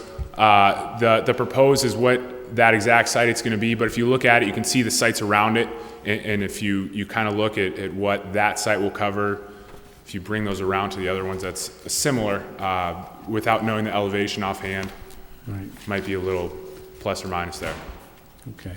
And so you have no coverage today. You're looking to, this 5 sites will give you coverage for the Lowell area in total is. I think we have more sites. I'm trying to get to the total number of sites you would anticipate in Lowell to get the coverage you're desiring, if this would represent the coverage plan, or is there more capacity anticipated? This is the majority of them. We have more, but this is definitely a 5 is the majority of what we need in the city of Lowell. And you're using microwave backhaul between the sites, is that correct? Correct. What's the focal point for Lowell? Is it Cross Point, or is it the one you're getting a continuance on here? You're hauling them all back to 1T1 in this area, and then? No. This 900, the Cross Point building is one of our transport nodes. And it's like a major node which connects to neighboring other sites. Right. But there are other sites in transport rings, but they're a little bit far away in other towns. The fiber is where our egg pop is, like the main site where the whole backhaul goes through wired network through fiber. Okay. I was trying to get to the number of microwave dishes on this application. Are those for point communications with businesses, or what's the purpose of those? Sorry? The microwave dishes that you have on, so you've got the 3-panel antennas, which I'm assuming is the data network. Yeah, the 3-panel antennas are used to provide network to the consumers. Right. And the backhaul dishes are connected to other sites, basically transporting all the back-end data. Okay. So these dishes are the microwave dishes it's a network that's some redundancy built in, is that? Yes. Okay, so those 5 dishes don't correlate to direct connects to the 5 sites, okay. Yes. Is Clearwire offering this service under your own brand name, or is it coming under a different brand? It is. It'll come under, as of now, under Clear Wireless, but there could possibly be some deals to go through other carriers as well. Right. That really isn't ironed out yet. Sprint does WiMAX, right? Isn't that correct? Right? In some sites, you'll hear from other sites as well. Clearwire's doing Sprint. We're using Sprint. We're partnering with them to use their existing sites and just adding our dishes and replacing one of their panel antennas, right, so that we aren't using too many new telecommunication facilities. Right. Okay. Thanks. Well, just to summarize from my perspective on the overall plan, is my understanding, this should give you data coverage for the Lowell area with the 5 sites. There may be some other sites contemplated. You've gone through and looked at using existing sites as opposed to net new sites, I think, in most examples that we have here. We'll go through that. In this particular, so focusing on this particular site, these are all surface mounted on the fascia of the top fascia of the building, that's correct? One sector is. The sector, if you're looking at the drawings, this sector over here is mounted on the side of the building. That's the side where Metro PCS is mounted on the side as well. Okay. And then the others are going to be ballast mounted on top of the building, where there are other antennas up there ballast mounted as well. Okay. And will those be visible from the street, and from nearby, or? They won't be any more visible than what's up there. It's the same type of antennas, same type of systems going up there, so it's, it's not going to be anything new. Okay. No further questions on Are this these pretty particular much site? all the same to all the petitions you have tonight? We do have one or two that are a little different. Right, and you'll when you present that petition, you can let us know what the difference is as to this. Sure, We're just trying to follow all this, and Yep, that's definitely. that's why we took them all together. Yeah, the criteria that obviously the FCC uses and the way we look at these proposals is, do you try to use existing sites? Can we leverage as much as possible, which it seems like you're doing here. We just want to go through that. And then from a cosmetic and safety perspective, understanding, is there anything we can do to shield the sites or visibly and also obviously safety. concerns. Access to this would be, it was separate equipment enclosure and everything? Yep, we have, our equipment's gonna be in the 10th floor. So we have access to that 24/7 emergency access. Nothing new, that Crosspoint scene, they deal with it all the time with everything that's up there. Okay. No further questions for me. Okay, thanks, Kevin. Rick? No questions, Mr. Chairman. All right. Anybody here wishes to speak in favor of this petition? In favor? And hearing none, that portion of the public hearing is closed. Anybody here wishes to speak in opposition? In opposition to this petition? And hearing none, that portion of the public hearing is closed, and we'll open up to the board for debate and for vote. Bill? I have no questions, Mr. And Chairman. Jack? No questions? Vesna? No question, Mr. Corey? Yes, a quick comment, Mr. Chairman. I like this one in particular because it's atop of a huge office building. As we all know, it's the biggest building in the city, and this is the perfect place for something like this, rather than a residential area, and so therefore, I do support it. Thank you very much. Thanks. And Kevin? All my questions have been answered. And Rick? No questions, Mr. Chairman. Okay, we have a motion? Mr. Chairman, I make a motion to approve. Seconded. Roll call, Stephanie, please. Approve. Approve. Approve. Approve. So you've been unanimously approved. We just need you to come up and sign this right here and date it and hand it to Stephanie.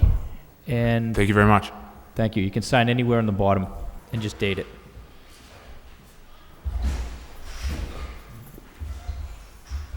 Anywhere on the bottom. You can just be careful of the wires when you walk over there.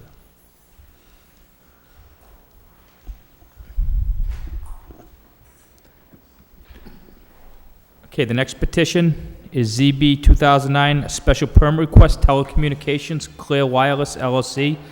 The address is 79 East Meadow Road for the co-location of wireless telecommunications facility to include 3 panel antennas and 2 backhaul antennas, cables, and associated equipment with Clear Wireless LLC pursuant to section 7.6 of the zoning ordinance. Sir. Good evening, Mr. Chairman, members of the board. My name is Andrew Thompson. I'm also here in representation of Clear Wireless.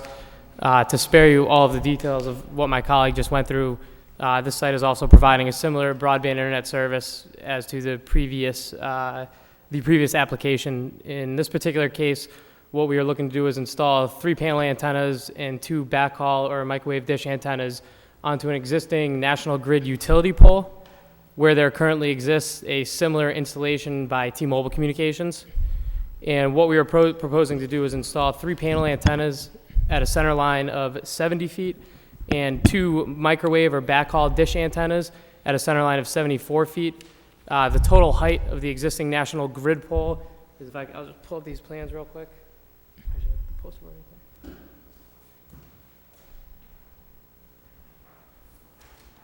As you can see on these plans, and also I believe the plans that were submitted with the application, the existing height of the pole is just a little bit over 80 feet, approximately 82 feet in height, and T-Mobile is actually installed above what Clearwire is proposing. And we do also have photo simulations for the board's review, just to give you an idea of what exactly we'd be looking at in terms of appearance. I did make also copies. I know these are a little bit hard to see, so I can bring some copies up to you if you feel that's necessary. Could you just bring the board up and maybe, I mean, you're familiar with it, if you could leave it, So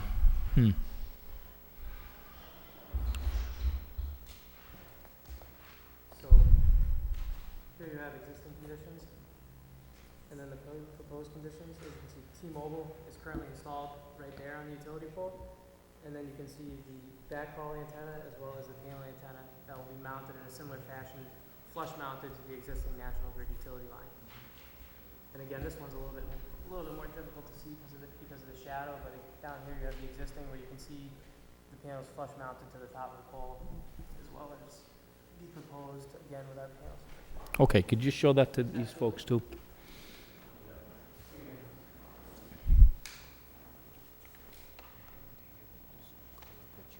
Yeah.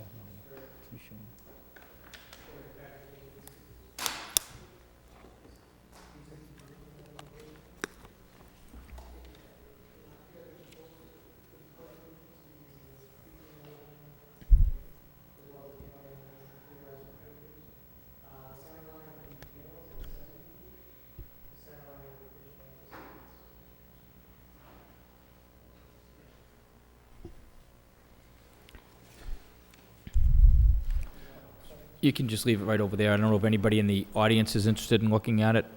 Anybody is, he can leave it out. And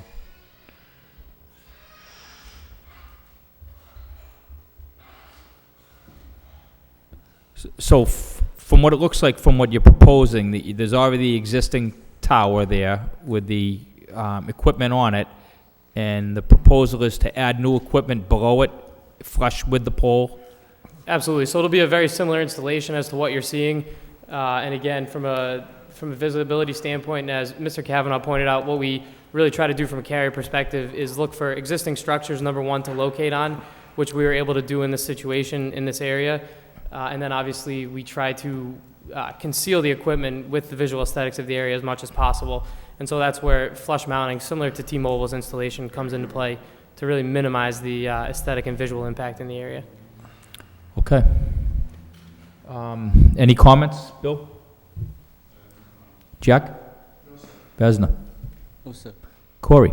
Yes, Mr. Chairman. Well, a question for the applicant that, a tower on Cross Point Towers is one thing, it's an office building, it's high in the air, but now we're easing into residential neighborhoods here. We have, to get ahead of ourselves, we have another one in Andover Street, which, I typically don't like to see these things in residential neighborhoods. Now, do you have findings that state a lapse in coverage to, accommodate what you're looking to do here, or?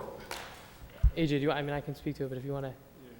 I think essentially what we're looking to do here is Clearwire currently, as my colleague stated, in the city has zero coverage. And so right now what we're doing is we're building out a coverage design that was designed by our RF engineers, and based on those, what we would point out are specific locations within the city where we feel, based on what we see as the average coverage coming from these facilities, where we would need to see additional facilities being located. And again, as I did state, that typically what we like to do is look for existing structures and existing wireless facilities. Where we did find that this was an existing wireless facility, we felt that it was a very strong candidate for co-location. In this particular area, as you stated, it does get obviously rather residential. There were some other properties that we looked at, but all other existing properties that we found in what we would call this particular search ring were residential in nature, and we would have been looking at constructing a brand new tower. So we felt that in terms of complying with the spirit of the bylaw, that we felt that this was the strongest application to put forth. Okay, so you're a new carrier, more or less. You don't have coverage in the city as we speak. So, yeah, so Clearwire, if that wasn't clear in the initial presentation, Clear Wireless, and as you continually hear us refer to them as Clearwire, they're a brand new carrier launching, they're currently launching the first ever nationwide 4G mobile internet. And so what they're trying to do right now is they are currently launching in the Boston market, the Worcester market, and the Providence market. And so as such, all of these sites you'll see with the coverage maps that were submitted with the applications, the existing coverage shows no coverage whatsoever. And so what we are doing is currently launching a brand new service in the Boston market that is to be providing this wireless broadband internet for both the residents and the commercial businesses of the city of Lowell. Okay, I understand. Okay, it sounds like you're a new provider. I know what you're looking to accomplish, but have you pursued other rural locations, I guess is what I'd like to know, rather than what you're trying. There's already an existing monopole on East Meadow Road, but when we get to the end of, like I said, maybe I shouldn't get ahead of myself, but I just want to make sure you pursued all avenues to make the most rural location as possible. Yes, sir. So just in terms of our process as a site acquisition agent, what I do in finding these sites and developing the sites is I'm given a particular search area provided by our radio frequency engineers. And from that point, what we do is we go out and drive the area and canvass the area. For example, I'm not sure of the address off the top of my head because, frankly, the site fell through pretty early on in the process. But one of the only few other properties that was, I believe, industrial zoned was Mill City Iron, which I believe may even fall into the Drake at Town line. If I'm, and again, I apologize, I don't remember the address off the top of my head.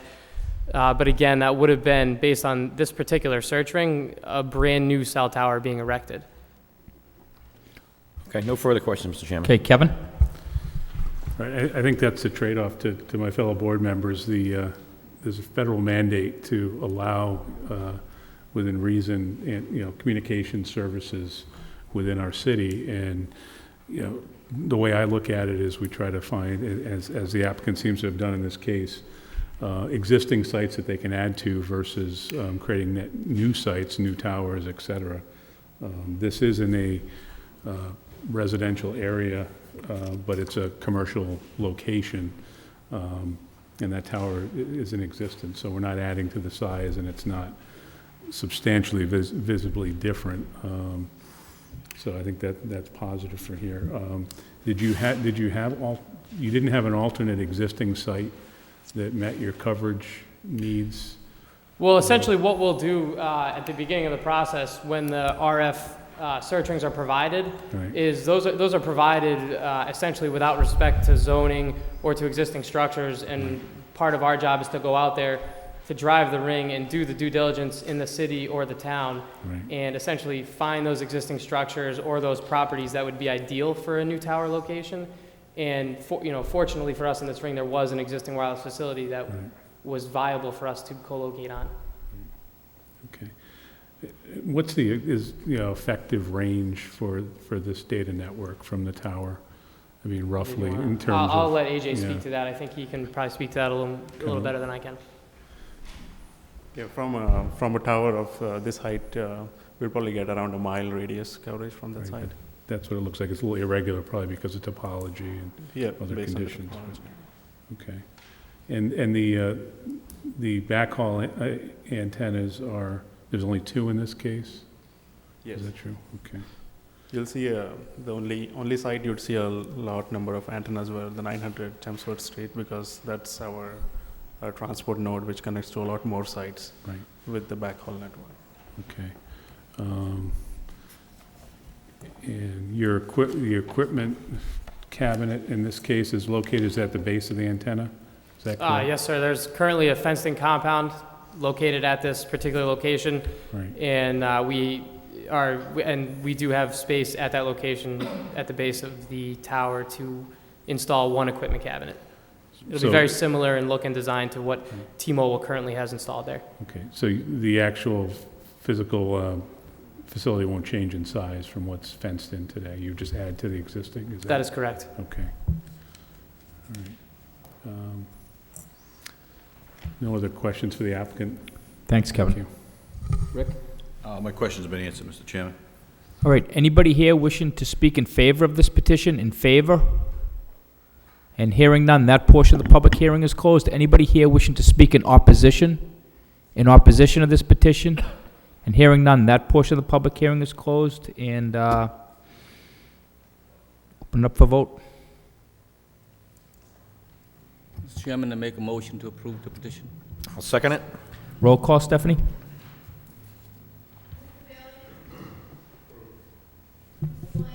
Approve? Approve. Approved. Approve. So you've been unanimously approved. I just need you to sign a copy of the petition. I don't know that we have the copy with the plan. Does anybody have a copy with the plan on that? We can have them sign? Okay. If you could just sign and date that. Thanks, Kevin. Sign and date that, and you can hand that to Stephanie. Just be careful of the wires. Thank you.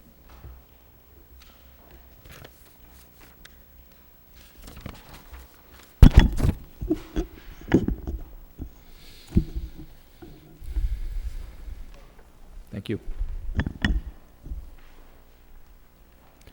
Okay, the next petition is a special permit telecommunications Clear Wireless LLC, 525 Pawtucket Boulevard, for the installation of telecommunication panels, 3 of them, dish antennas 2, and related equipment inside the storage room on penthouse level for Clear House Wireless according to section 7.6 of the zoning code. Would a representative of 525 Pawtucket Boulevard please address the board? Welcome, sir. Thank you, Mr. Chairman. Good evening again, members. Mr. Chairman, my name is Andrew Thompson, again here in representation of Clear Wireless, also referred to as Clearwire throughout our presentation. Before you this evening for this particular application, what we are proposing to do is install 3 panel antennas and 2 microwave dishes on the rooftop of the existing condominium building located at 525 to 527 Pawtucket Boulevard. What we are proposing to do is install 2 panel antennas inside of a stealth canister, as well as 2 backhaul dishes inside of a stealth canister. The 3rd panel antenna will be installed on what would be the back of the building if you were driving along Pawtucket Boulevard and looking into the buildings. This particular installation is very similar to the existing installation that T-Mobile currently has on the rooftop of this location. Also, as I guess in line with all of our other applications, we will be installing 1 equipment cabinet, which will be installed inside a storage unit on the penthouse level of the existing condominium building. And then I suppose I'll spare you as to who Clearwire is and the service that they provide this time around. Okay, it's pretty much similar to what you've already presented to the board. Absolutely. Okay. All right, Bill, anything? So this is going only on the current building that has the current equipment on it? Yes, sir. T-Mobile is currently installed on the on this particular building where we're going as well, and we essentially used that design as a template for what we did as well. Okay, that's it, Mr. Chairman. And Jack, anything? Only comment I would make is historically when we run into petitions where they're installed on rooftops or access in the condominium units, I think, please correct me, fellow board members, if I'm wrong, we've discussed the accessibility, how do they get in, and does it any way at all interfere with the residents in the building? And that would be my only comment. Thanks, Jack. Vesna. No question, no comment. Corey. Yes, Mr. Chairman, I do have a question now. Am I not mistaken, we just literally approved one that's almost like right around the corner from this location. Which particular site? East Meadow Road is pretty close proximity to this location. I mean, I suppose, yes, again, the issue here is that this is a brand-new service that we're providing into the city of Lowell, and I do believe the coverage maps will show that, and I know AJ can probably speak to this as well, that the coverage isn't necessarily redundant, and we are providing new coverage that without this particular site, the coverage provided to the city and the residents of Lowell would be hindered significantly without this particular site, if this site was not allowed to be put on air. So the one we just approved prior to this is insufficient to the neighborhood? That's no, I'm not saying that it's insufficient to the neighborhood, but in terms of Clearwire's particular proposal for the city as a whole, without this particular site, the network has been designed with this site in mind and this site coming on air. Okay, all right, I mean, I'm no expert, it just seems strange, they're awfully close, and again, this is, a condo complex, I believe it's maybe not fully occupied, but very close. But did you communicate to the residents and the association have any input on this whatsoever, out of curiosity? We entered into a lease with no issue with the ownership of the property, and we have, and again, the notice that was given to the particular individual owners within the condo comes from the city based on the actual application. But we have successfully entered into a lease, with the condo and... Okay, with the owner of the building, all right. Yes. And so you're telling me you can install it so then the residents, the person living directly below it, doesn't even have to know about it? I believe they were notified as a result of this particular hearing. Okay, well, based maybe on some of city. them are here tonight. I'd like to hear their input. And truthfully, I think they should know about this, that it's living right above their heads, to be honest with you. I mean, I'm not, if it's, you tell me location is needed on top of the one we already did, I mean, we got people living directly below this thing, so I don't want this to be a secret to them. It's that simple. I'm not going to support this if that's the case. So I mean, I'm not saying that is, but okay. Well, let's open it up. Maybe some of these folks here tonight from the building. Thank you very much. And Kevin? Might be helpful. Do you have a composite map of your coverage for all these sites? Something you could show the board? Okay. But do you have one, the composite, that shows the coverage for all the sites together to show? That might be helpful for the board to see. You can kind of look at the coverage maps and see that there's gaps. But,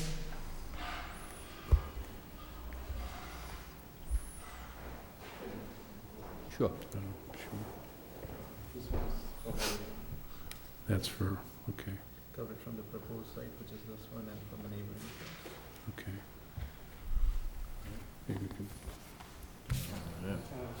okay, thanks. Where's the circles? Yeah, so Radiuses.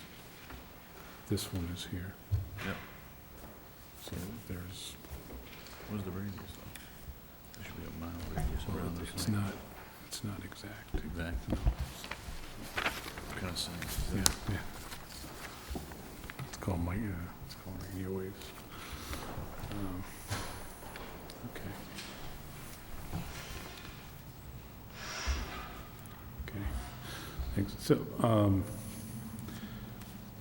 So the coverage map that you showed does show relatively full coverage with those, and I can see just by comparing the previous site to this site that there did look like some gaps here, but that's helpful to see it both ways. I share a similar concern that just hopefully that the occupants of the condos are aware of this project. There are other antennas up there already. Just a couple of questions. I think you have access, you have a secure facility here so residents can't get at the The facility is secure. The rooftop door is locked, as well as the particular storage unit that we will be leasing. Right. In terms of access, that is part of the lease negotiations. We do have 24-hour, 7-day-a-week emergency access, and also it is obviously preferred by ownership and management of the building that in general, we access the site during normal business hours in the normal course of business when we would conduct our particular site surveys. In the course of your work, it's not noisy, is it? It's just tuning and once the equipment is installed. Inaudible inside the building. Right. It's just checks on equipment and so forth. You referred to the penthouse. Is the storage your equipment in the penthouse? No, the particular level of the building is called the penthouse level. I believe it's the maybe 8th or 9th floor in the building. That's just how they refer to it. The last number on the highest level of floors is considered the penthouse level, as I guess designated by the owner of the building. But it's not an actual penthouse. It's just the penthouse level, that's all it is. What's that? Exactly. Just the penthouse level. Yes, sir. There's one on drawing A2. Is that the microwave antenna that's shown? It looks like it's extending outside the perimeter of the building. Am I just reading that?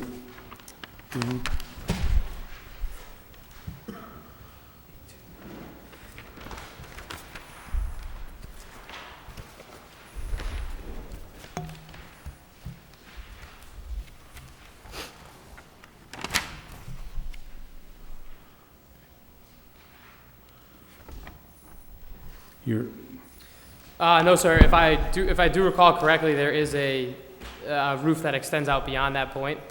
So that's okay. Oh, the equipment room is below it in a dashed line. Okay, I see. So there's nothing that's protruding outside the footprint of the building. Correct. It's mostly recessed. Okay. And you showed some pictures to that effect. Yes, sir. Okay. No other questions, Mr. Chairman? Okay, and Rick, anything? Yes, through you, Mr. Chairman. Is the antenna higher than the building? The antenna, it's installed in a stealth canister that extends above the actual roof that you would walk on the building. However, I don't know the specific height. I don't believe these drawings call it the actual specific height of the penthouse, but again, it's extremely similar in design as to the existing T-Mobile equipment that's already up there. That's, as you can see in the particular pictures, those stealth canisters that would come above the rooftop, that's what the antennas will be installed in. So they'll be camouflaged within those canisters to blend in with the roof.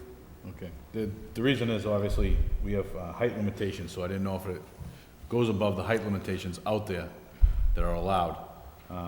And through you, Mr. Chairman. Mr. Chairman, when we dealt with this last time, when we gave them the authority to put this product the first product out there. Right. Was there anything in the decision that only allowed that product, or do we allow everybody else who was a carrier to jump on this situation? I can't remember. I don't recall specifically. I don't know if the other board members do, but I doubt that we would just give a blanket permission to everybody else to jump on. I mean, I don't think we precluded it, but I don't know that. Excuse me, Mr. Chairman, if I remember correctly, I think the petition was denied, because the building was vacant at the time. I could be wrong. Mr. Commissioner, do you have any recollection of that? If there was prior approval given to another carrier, that wouldn't have any impact on this particular application. This is a completely different application altogether.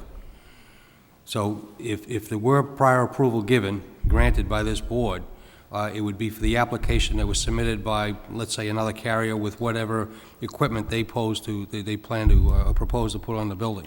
That would be completely separate for this. This wouldn't be a blanket application. For example, the first one wouldn't be a blanket application to allow anybody just to come on and install antenna. That wouldn't happen. And even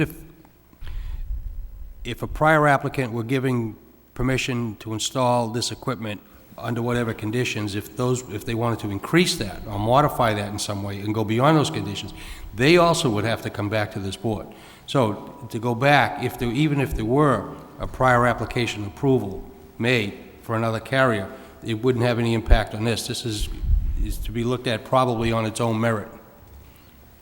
Because I know, Mr. Chairman, it was, as you know, their application came in before anybody bought any of the units in that building, and that was a big sticking point that it ended up, I can't remember if it was in a lawsuit or not, but I know... I think it was appealed, and I think it was remanded back to the board to allow it, correct? To allow it. Okay. That's all my questions, Mr. Chairman. Thank you. And I think that this petition's completely independent of that. They may be asking to do something similar, using pretty much the same area and the same type of equipment on it, without. So I don't see a big difference. But if that's it, let's open it up to the public. Go ahead, Bob. Yeah, I have two questions, two items that I seem to be missing in my packet, and I'm not sure they're in your packets. One item being the letter of authorization, whoever they happen to have the lease with, and confirmation that all the abutters were in fact contacted, which usually I see and I don't in this particular case. So in the standard application package, you would have to show as evidence that everybody's been notified and that it's a letter of authorization. A letter of authorization from the owner to speak on their behalf. I do have a letter of authorization. I don't necessarily know that I have it here with me tonight. I apologize for that. I do also believe I brought with me a copy of the lease agreement that was entered into between us and the ownership of the building. Okay. I can certainly provide a letter of authorization to the board. Okay, can we take a look at the lease agreement? Yep. Now, the letter of authorization, is that from the residents, Mr. Chairman? No. No, that letter would come from the owner or the responsible party. In other It would words, the either be lease- the owner of the building or the condo association or whoever has the legal authority to enter a lease agreement with these folks. So who was it, sir, that entered into the, well, I guess I'm going to find out when you hear me the lease. Yeah. Mr. Chairman, may I ask a question? Yeah, go ahead, Jack. And I guess this would be directed towards the chairman and also to the commissioner. If the petitioner enters into the lease agreement with the owner of the building, is it incumbent upon the petitioner or the owner of the building to notify the abutters, or to notify the residents of the building? That would be the applicant. They would be required. Thank you. Okay, so I have a copy of a lease that, clearly appears to be an agreement between the owner of the building and Clear Wireless, so Princeton Grandview LLC as the owner, and Clear Wireless LLC as Clearwire or the tenant. So I guess part of, if it's approved, the condition could be that he produces verification that the abutters were notified and need a letter of authorization? Do you have the, normally in the application package, we do see things saying that how everybody was notified, and we get a list of all the abutters.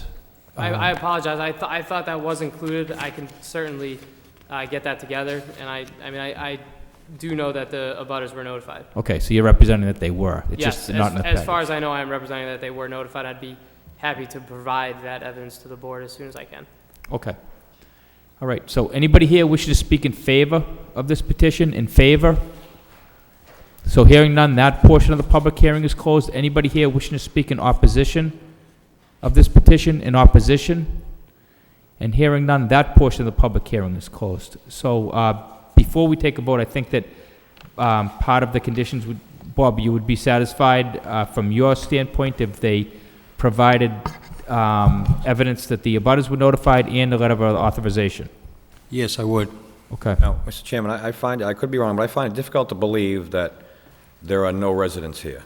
I mean, I'm not calling you a liar by any means, but I'm just saying, I'd like to think there would be somebody here, especially this thing's going right above them. I'm sure they would have concerns, so I find it hard to believe again. Well, I think that if I'm trying to remember the last issue we had with Grandview, and I think that there were a handful of tenants there, and they came back when it was remanded back from the court, and we explained to them that, you know, in that instance, our hands are tied, and they seem satisfied with how the process was handled, and maybe that's why they're not here. But, I mean...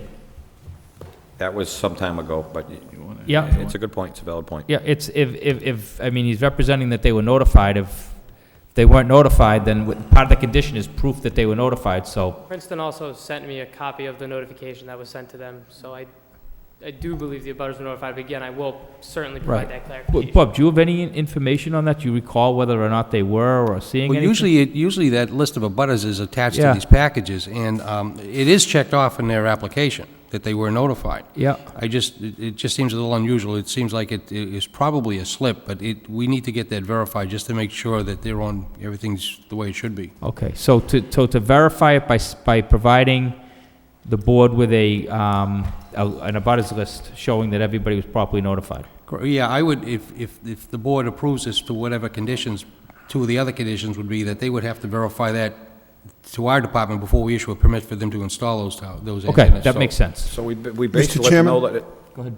Mr. Chairman, can I, just an idea here, can we ask them to continue? They're gonna be coming back for something else anyways, for the other one, and as long as they bring that proof, we won't have to put conditions and possibly put us into a situation where we voted on something we didn't have, people weren't notified. It's just, they're coming back anyways for their other thing, and if the petitioner would allow that to happen, a continuance until they come back, what's the other one, gentlemen? Yeah, it's 2 weeks. 2 weeks. Mr. Chairman, another point I'd like to make is, I mean, the association, if you say there's no voice here for them tonight. They probably want conditions, they probably want a time frame when you can go in there, when you can't go in, what's the decibel level, whatever, anything that has to do with this thing, they're gonna have questions, so they need, it's only fair that they have a voice, some representation of what's going on right above them. And I'm not prepared, if this goes to vote tonight, I will deny the motion, unless they are aware of this, that I know have proof they've been notified. Mr. Chairman? Yes, go ahead. My recollection of the petition which Mr. Belanger is alluding to when Grandview came, there were several representatives, and if I remember correctly, we had a discussion about and brought it to the commissioner about some of the of the regulations and some of the questions and the conditions that we could set forth to address each communications company as they came before us. And if my memory serves me correct, we relied on Mr. Kavanaugh's expertise in his previous tenure on a board in another community as some of the questions and some of the conditions we would be allowed to impose. And so I do remember that, and I would have a tendency, I certainly don't question the petitioner, but, and the only logical explanation which the chairman offered may be one which is acceptable, is simply that they were resigned to that fact and also accepted the fact that we in good faith would ask and/or place those conditions on each petitioner as they came before us. Okay, so November 9th, that gives you time to do what you need to do, and then any members want to come here. If we could also, Bob, if you could make sure that we get a copy of the conditions that we imposed on the prior applicant, so we can just review that. Very similar request, so just to refresh our memories as to the issues that the tenants had at that time, in case they don't show up again, that we at least know what the concerns were. And I think we did pretty much, Jack, address most of what was, yeah. So that gives us time to, if we can get that in advance of the meeting. I'll see that the board gets those, yes. Thank you. Mr. Chairman, one suggestion I might make is to ask the applicant to request of the building or property owner any information about the condo agreements that might reflect the ability to site an antenna or other things on the premise, because that would be one form of notification that the owners would have going into the Right. the agreement as well, so that. I think we had asked that if unless I'm confusing the petitions, that we asked the owner to be here last time, because we had some questions about how that would work. In fact, I do remember now, it wasn't the owner, it was the representative or the property manager, and he was helpful in addressing some of those issues, so whoever that is might, there's a lot of people living there, so it might be worth it that day to bring somebody from from Grandview that can explain or answer our questions as to, when people can go in there, who's going to have keys to it, questions that the residents, I do recall, had at the last company that made a request for installation in there. All right, so. I can certainly check with them. Okay. All right, and at the very least, a letter of authorization. I definitely have one, and I apologize that it was not in the packet Okay, materials. I'll make not sure a that problem. We get till the 9th, so. That's the next meeting, Stephanie, the 9th, so I need a motion. Yep. Mr. Chairman, I'll make a motion to continue till November the 9th, 2009. Seconded. Okay, roll call, Stephanie? Continue. Continue until November 9th? To November 9th.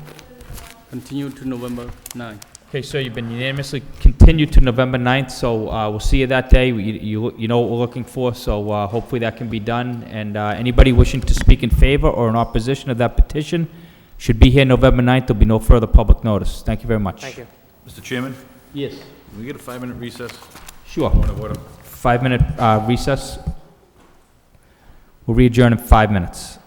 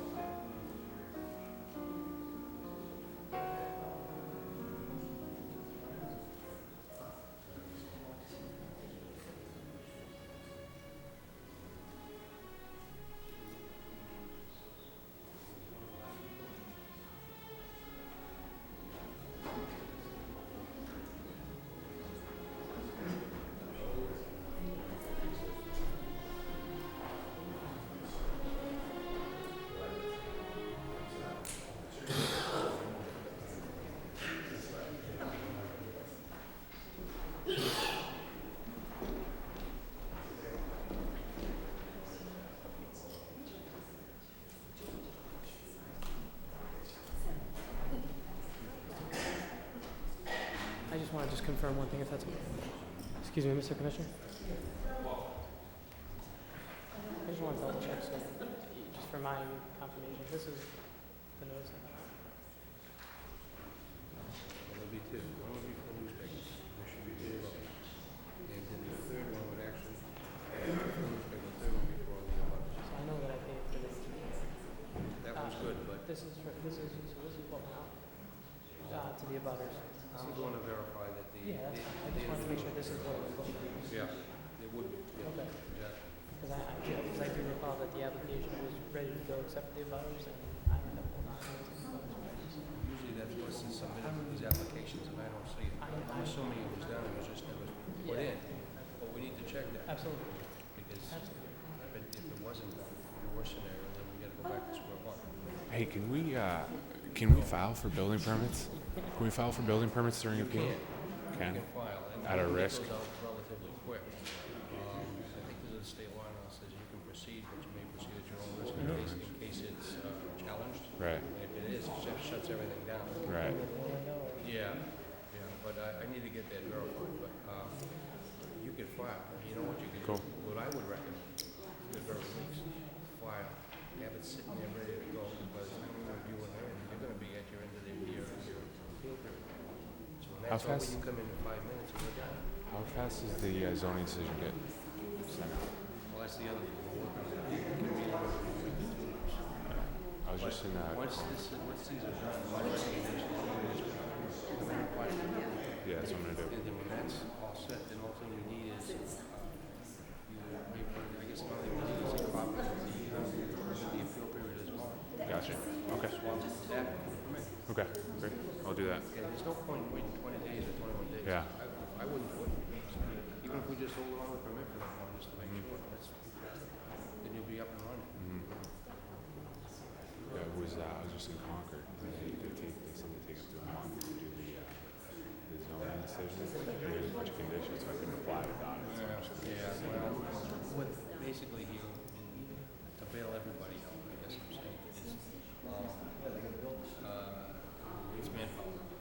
Someone getting someone to sit down, uninterrupted to do it, and then take all that. But without interruptions and everything, there's always something that's messing with it. Absolutely. Especially in the But building this- department too, right? Well, when it gets complicated, you gotta lose. I say, look, I'm not waiting for the 20. Just bring the application in, there's nothing wrong with us reviewing. Yeah. And then when the time comes, you give us 1 or 2 items, you give us those items, the decision that has been recorded and everything else, and you get it fast, we'll swap you that permit, you're ready to go. Gets it off your plate too, right? Oh, yeah, because I don't know what's gonna come in between now and 20 Yeah. days. We have a nightmare. See, it's a plan review of it, it's like off the rest of it. I don't know. That's why I wouldn't hesitate, I'd bring it right in. You're entitled to do it. I would encourage it. Great, I will. Thank you very much.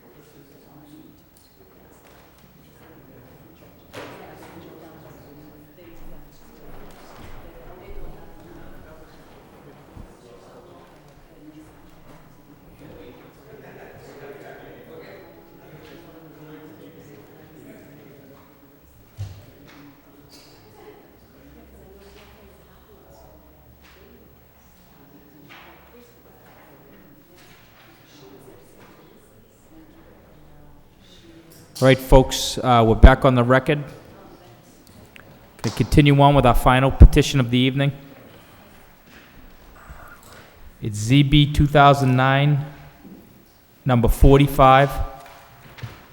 Special permit for telecommunications Clear Wireless LLC, 403 Andover Street, for the installation of telecommunication panels, 3 of them, 2 dish antennas and related equipment inside steeple, the stealth steeple housing and related equipment on side of church for Clear Wireless according to section 7.6. Will representative of 403 Andover Street please address the board? Sir, good evening, Mr. Chairman, members of the board. My name is Andrew Thompson, here representing Clear Wireless, also known as Clearwire moving forward.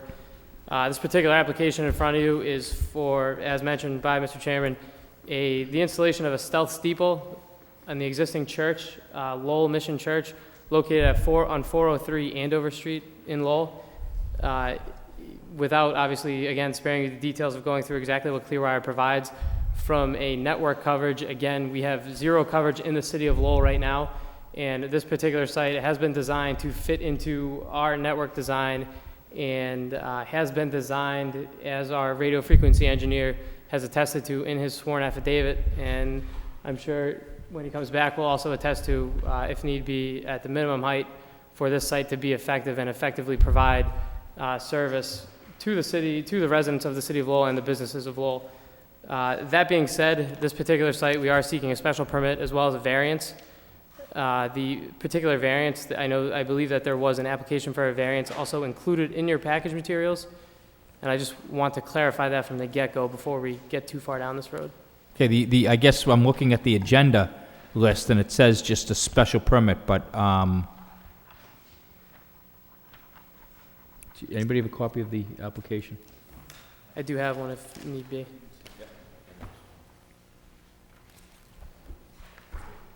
And I would, I guess, also in the spirit of our previous site, like to call out that there is apparently not an abutters list in this packet. I'm pretty sure the notice went out, though. Yeah, I think this notice, we have no question of that it went out. Do you have anything in the application that shows that you're looking for the variance? I do believe I enclosed 2 separate applications to the Zoning Board of Appeals. One as a special permit for the wireless communication facility, as well as one for a variance pursuant to Article 5 dimensional requirements. I apologize if that wasn't clear. No, that's in there. It just never made it to the agenda, but that's, so I that could be, apologize. just so it's clear to everybody here, anybody watching, you are looking for a special permit as well as the variance. Yes, sir. Okay. We understand the special permit request. Can you explain the variance and the hardship and? Yes, sir, I can. As I understand it, pursuant to Article 11.2.3 of the Lowell zoning bylaws, variance prerequisites, there were, in general, 3 particular requirements to prove hardship. Number 1, special hardship owing circumstances relating to soil condition, shape, or topography of land, especially affecting such land but not affecting generally the zoning district. In particular, this particular parcel is surrounded by relatively high tree cover that does serve to impede the signal if it is not designed at a specific height. Again, we have designed this particular site at the minimum height that is required to provide the network coverage as required by the FCC. Just let that go by for a second. So as an FCC licensed wireless provider, Clearwire is required to provide a minimum level of service coverage. As a part of its network, and this particular site again was designed with that in mind, in particular the height. And so as I stated, in general, the topography of the lot, including the tree cover, really necessitates the height that we are looking at. Also, the second requirement as we see it, or as I see it for the variance prerequisite, a public good, desirable relief can be granted without substantial detriment to the public good. If you are familiar with Lowell Mission Church, it's an existing church that currently has no steeple installed on top of the church. We believe the proposed steeple has been designed with the following objectives in mind. Number 1, minimizing the visual impact for both members of the church as well as surrounding parcels and the neighborhood in general. Camouflaging the proposed installation to the maximum extent possible. Also integrating the proposed steeple into the character and appearance of the existing neighborhood. Providing an aesthetically pleasing steeple designed to complement the character and appearance of the existing church. And lastly, Clearwire will offer the residents of Lowell an alternative broadband internet provider As residents increasingly rely on wireless communication in business and in everyday life, Clearwire will offer an additional wireless communication platform to choose from for all the residents of the city of Lowell. And then Section C, the intent of zoning satisfied without nullifying or substantially derogating from the intent of zoning.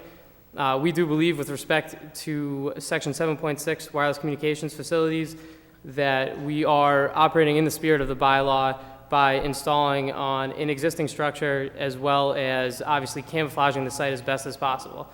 And just to go into a little detail, as we've already discussed, we do believe that this, in our particular, I guess, operation of selecting this site, obviously it is a residential neighborhood, and in terms of locating existing structures, we felt in terms of finding a structure where we felt we could install without negatively affecting the character of the neighborhood, this really was the best option for Clearwire and hopefully for the residents as well.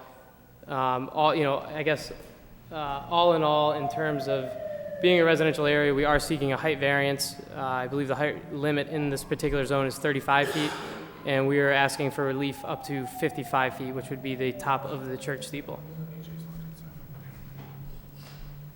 And our RF engineer is locked outside, so he'll be in a minute if you have any questions for him.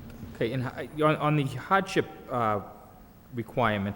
Yes, sir. How does the tree line in this, or the height of the trees affecting your land, how is that not generally affecting that entire zoning district? I don't see, it seems like the trees are pretty much uniform going down that whole corridor of Andover Street.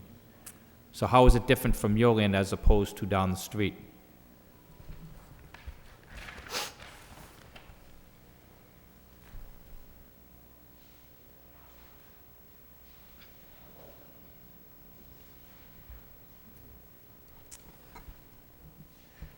I guess I can't necessarily speak to the exact tree line down the entire street, but again, what I would say is that particularly to this individual parcel, the site really has been designed at the minimum height to be able to provide this effective coverage into the city of Lowell. And as I do believe there are coverage maps submitted with this particular application, I also do have copies. The coverage coming from this particular site, again, is integral to Clearwire's network, and should this particular site be rejected, the really only other alternatives for us to pursue in this particular area to fill this particular coverage gap are brand new tower builds and raw lands. Okay. Mr. Chairman, do we have coverage maps? I don't have one in mind. Yeah, did you submit coverage maps I can for this? provide those. Do you have any topographical map of the area or is the variance request is due to the trees, not the topology in this case? I do not have a topographical map with me. Just, know that, generally, not only throughout the city, but definitely that area, if you drive down Andover Street, this time of year or most times of year, you can see that the tree line is really uniform. So I don't see any difference between the tree line where your land is as opposed to down the street or generally in that neighborhood. And where are you showing your coverage gaps there? Is it... Again, the entire city of Lowell has no coverage right now from Clearwire, so we are filling in a network that we've designed, and obviously this site has been designed to fill a specific coverage gap in the immediate vicinity of this particular church, of this particular location. Again, as I stated, and I do concede that this is a very residential area, the alternatives to this particular location are looking for brand new cell tower builds in this general area of the city, which again is very difficult, and we feel that we are obviously being much more within the spirit of the bylaw in this particular proposal. Would something in a more commercial area of that neighborhood be more feasible on a building that's existing? I mean, there are some, you have Rogers Street, there's some not very high buildings, but there's... Do you want to speak to the surrounding sites, or? Yeah. I'll let AJ will speak to the surrounding sites a little bit. If you turn over to page 3 on the handout there. Yep.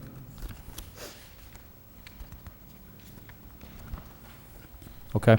Yeah, the red dot you see, that's where the proposed site location is. And again, and the green you see in that coverage map is coverage from the neighboring sites. As you can see, the neighboring sites don't provide coverage in that area we are trying to cover along Andover Street. And if you move to the next page, it will show you the coverage with the proposed site included along with the neighboring sites, the coverage from the neighboring sites. Well, I guess my next question would be then, why would you have to go any higher than the steeple already is? We are going inside the steeple. Currently, there is no steeple at the location. So So what we've done is we've entered into a lease agreement with Lowell Mission Church to actually construct a steeple for them. And so I do have photo simulations that will show a before and after of the church if you'd like to take a look. Right, but you're basically adding, and you're doing the same thing you said you might have to do if it's not approved. You're adding a new tower. I'm sorry, what's that? You're, for all intents and purposes, you're adding a new tower here, correct? Exactly. We're using this existing structure to co-locate this steeple on, but for all intents and purposes, there are no current wireless providers at this particular location. Okay. Wait, anybody, Bill? I guess a comment and maybe a question. In your package, section 2, the memorandum, just to get picky with what you submitted on pages... Is this the, I'm sorry, sir, is this the variance memorandum or is this the... Section 2 memorandum, the package.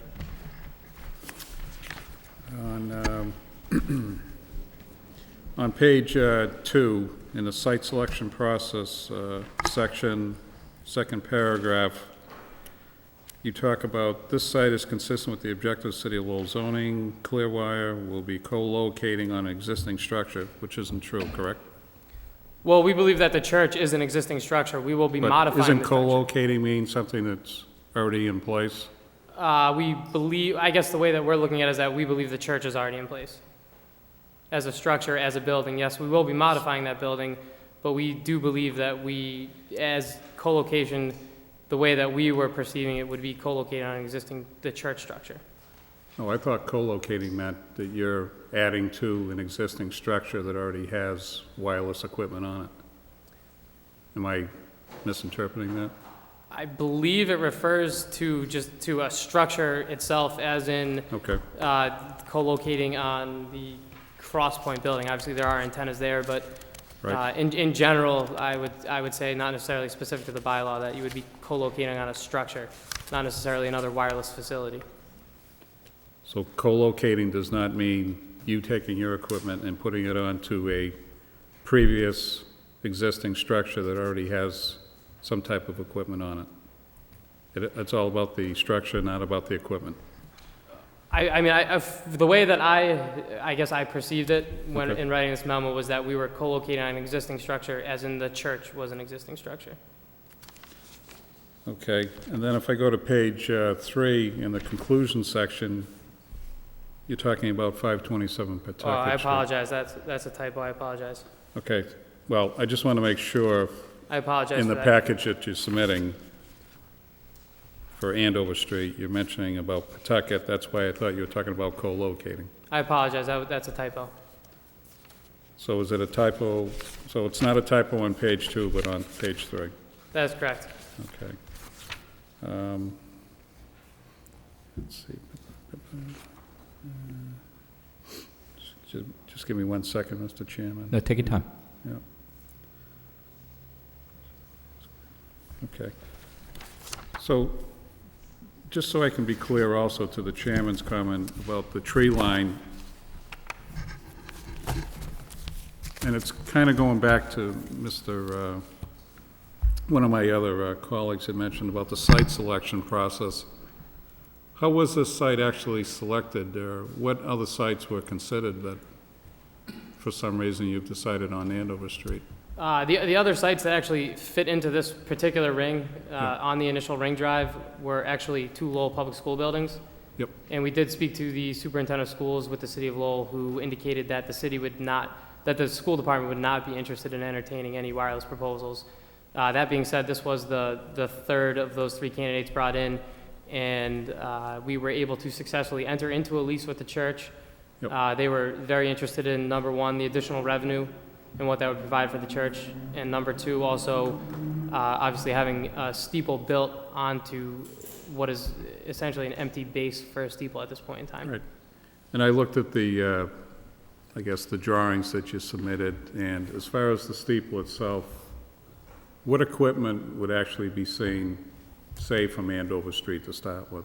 I'm sorry, what's that? What type of equipment would you see on the new steeple once you're on Andover Street? It would, so the equipment would be installed entirely inside the steeple. Okay. It would be 3 panel antennas Yep. and 2 backhaul dishes that would be installed entirely out of sight inside the steeple. Okay. The one equipment cabinet will be installed on the side of the church next to the existing HVAC units. Okay, but as far as the steeple itself, the new structure... 100% concealed. It looks like a new structure. You don't see any 100% equipment. concealed inside the structure. And the only equipment you'll see on that building is what you just mentioned about the HVAC? Would be where that's- one small equipment cabinet. Okay. And that would also entail looking from any of the side streets, from the rear? You will see no equipment at all?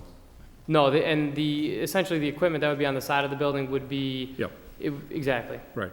You're As correct. far as the steeple itself, it looks like a brand-new steeple structure. Exactly. No equipment. Okay. That's all I have for now, Mr. Chairman. Okay, thanks, Bill. Jack?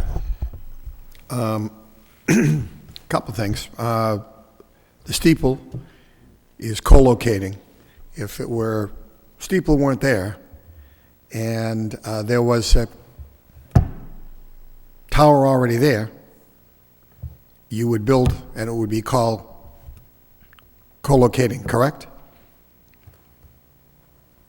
I guess, I'm sorry, could you say that again? I just So wanna make sure I if follow a you structure correctly. already were there, a communication structure, tower was already there, not the Yeah. steeple, and you were adding on to it, or in addition to it, what would it be called? We'd be co-locating on another wireless facility. Okay.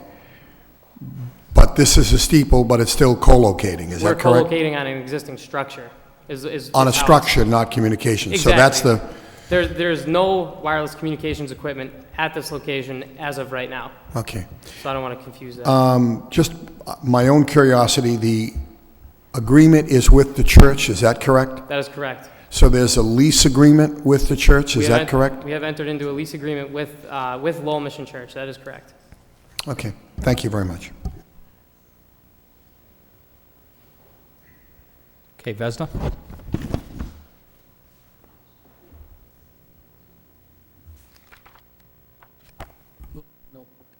Corey? Yes, to you, Mr. Chairman. A couple of quick things that, obviously, I have no quarrel with the lapse in coverage. You're a new provider and you need coverage throughout the city. That's understandable. And I'd like to commend you on how you attempted to conceal this thing. I mean, that's aesthetically pleasing. That's all great. But, you know, I don't see the overwhelming evidence here that you've pursued other locations. I mean, this is a highly residential area. What about Sprint, Verizon? Where are they located for the area, and why can't you piggyback with them, may I ask? Do you want to speak to that? As far as I know, there are no other wireless facilities in the area, and there are other reasons for that. First of all, our footprint is quite smaller compared to other wireless carriers like Verizon, which operate in the 800 megahertz band. The property of that band is like the signal travels farther just because of the nature of the frequency, the 800 band they're using, compared to us, which we are in the 2500 megahertz band. It's just the nature of the frequency that the propagation is smaller. We get a smaller footprint. So that's understandable. You're not up there. They're the big boys. That's understandable. But I mean, they got to have coverage in the area somewhere. They're set up. I don't know myself, but yeah. So the whole thing finds out like they'll have a lesser number of facilities than we do, just to provide the similar coverage area. That's why you'd see more applications from us rather than right. Well, if you're telling me you don't know where they are, then that's almost saying no. The first priorities when we do this to co-locate. I mean, we don't want to get into a new right away, just to find the existing structure where wireless co-locations are, and then go with it. In the case when we come to a point where we don't have any, then we propose our own as a last option, basically. Okay, thank you. Kevin? So, going back to the site selection process, were there alternate sites in this area that you considered? Are you saying this was your best alternative?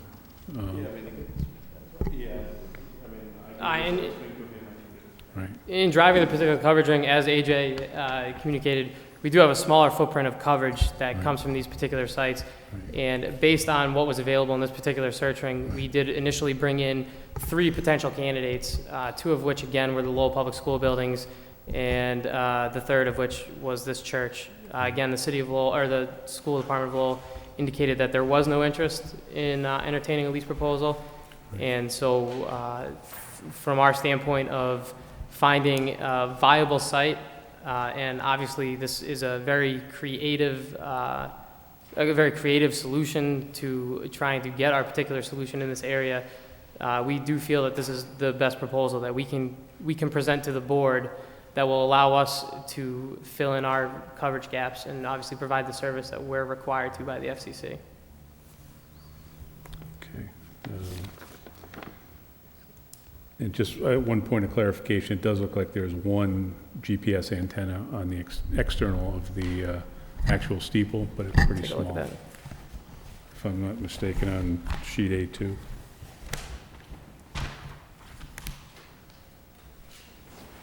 Yes, so that's actually installed on the back of the steeple. Okay. And that's approximately, how big is the GPS antenna? So about 6 inches in height. Okay. Actually, on the 3rd page of the drawings that you have, the spec of the GPS antennas in the bottom right-hand corner. Right. Yeah, Mr. Chairman, I think, we've heard testimony that they've looked at alternate sites. And, this is a creative solution, at least in my opinion, that it's not a visible tower. It's one of the challenges they have with the frequencies they're operating on is that they have limited coverage in terms of distance, so they need more sites to cover a given area. That's one of the challenges. That was to my original questions of how many sites would be needed to cover the city initially. But, no other questions right now. Okay, Rick?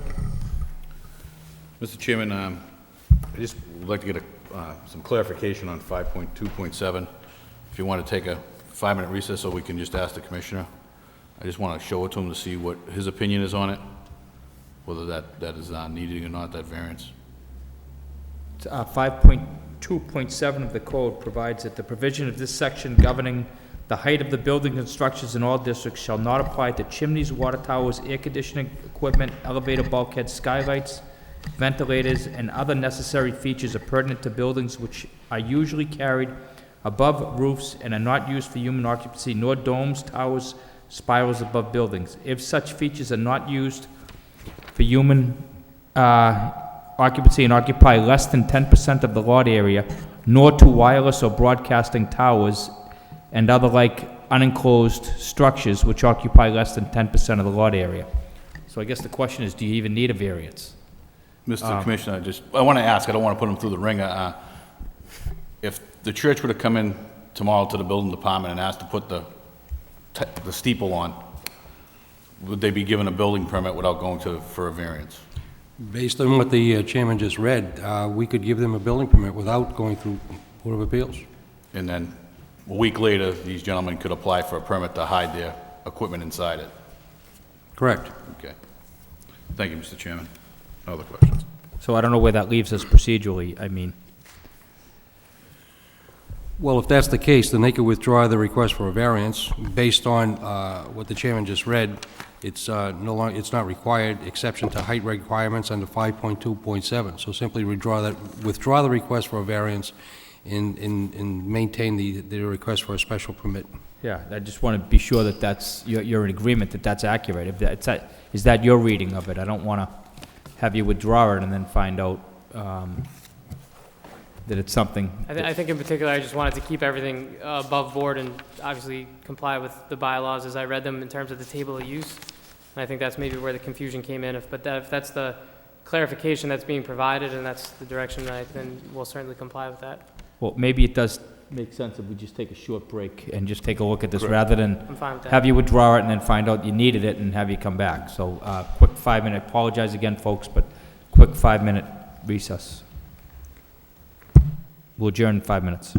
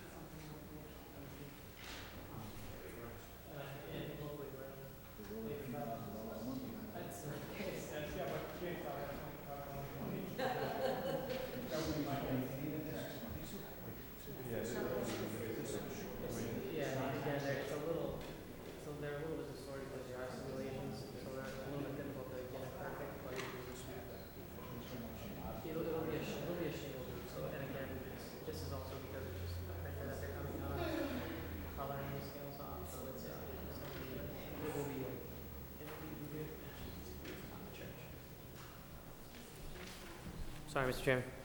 No, that's okay, we just, Jack's back, so we're gonna go back on the record here, and we broke because we just wanted to clarify, one of the clauses. You did apply for a variance. What we're looking at it, as we're going through the meeting, we realize possibly you don't need that, and that if that's your interpretation of it, you can withdraw your petition for the variance, and go forward on the special permit, or... Okay. Is that what you'd like to do? I think, I guess, now in terms of, I don't know if the board can comment or not on the board's interpretation, Mr. Commissioner. I know you said if a building permit was to come before you without the special permit, is that something that would be granted, or? Yes, if they applied for a building permit, if everything is in order, they wouldn't be required, based on the configuration and the description of this tower, if you will, the applicant would not be required to appear before this board to erect that structure, as long as it remained, it met the conditions that's stated herein. Okay. But once it's erected, you would have to come to the board for special permit, which you're doing tonight. Yes. So, Absolutely, yes. So I guess if, we'd be more than willing to withdraw that application for the variance, so long as if it's determined later on that variance is needed, that we were able to obviously come back and present that for any sure, reason. yeah. And then, you can withdraw without prejudice. Yes, please. Let's take a motion for that first. Mr. Chairman? Yes. Again, the gentleman's coming back in 2 weeks. Does he want to just wait 2 weeks and get a decision and move on? That's another way to go. What would be, I'm sorry, what would be? Well, I guess what Mr. Bienvenu was saying is you're coming back anyway now for two things, and if we can clear, if you can work with the zoning officer to clear this up, we can avoid any confusion or any erroneous vote or maybe unnecessary withdrawal or unnecessary petition. Maybe we can hear, these neighbors have been here all night, so we want to hear what they have to say. And then maybe continue this over to that day, and, we can just go forward on whatever you're going to go forward. Maybe it's the variance and the special permit, or maybe it's simply just a special permit at that point. But I think we're all eager to hear from the folks who have been waiting all night. So anybody here wishes to speak in favor of this petition? In favor? Hearing none, that portion of the public hearing is closed. Anybody here wishing to speak in opposition? In opposition? In whatever order you want, folks. Just make sure you state your name and your address for the record. Please sign in. And you have to sign the sign-in sheet as well. Sign in? Yeah, there should be a sign-in sheet up there. Okay. My name is Mark Saab. I'm here with my wife, Lisa. We live across the street, directly across the street at 396 Andover Street. No relation to Louis Saab, by the way, in case you guys want to know, so let's clear that up.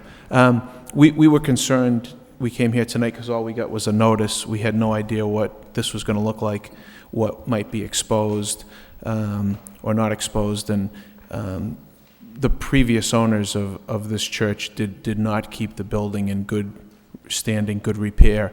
It was really a mess, and it was really pretty much an eyesore, both buildings, the church and the house.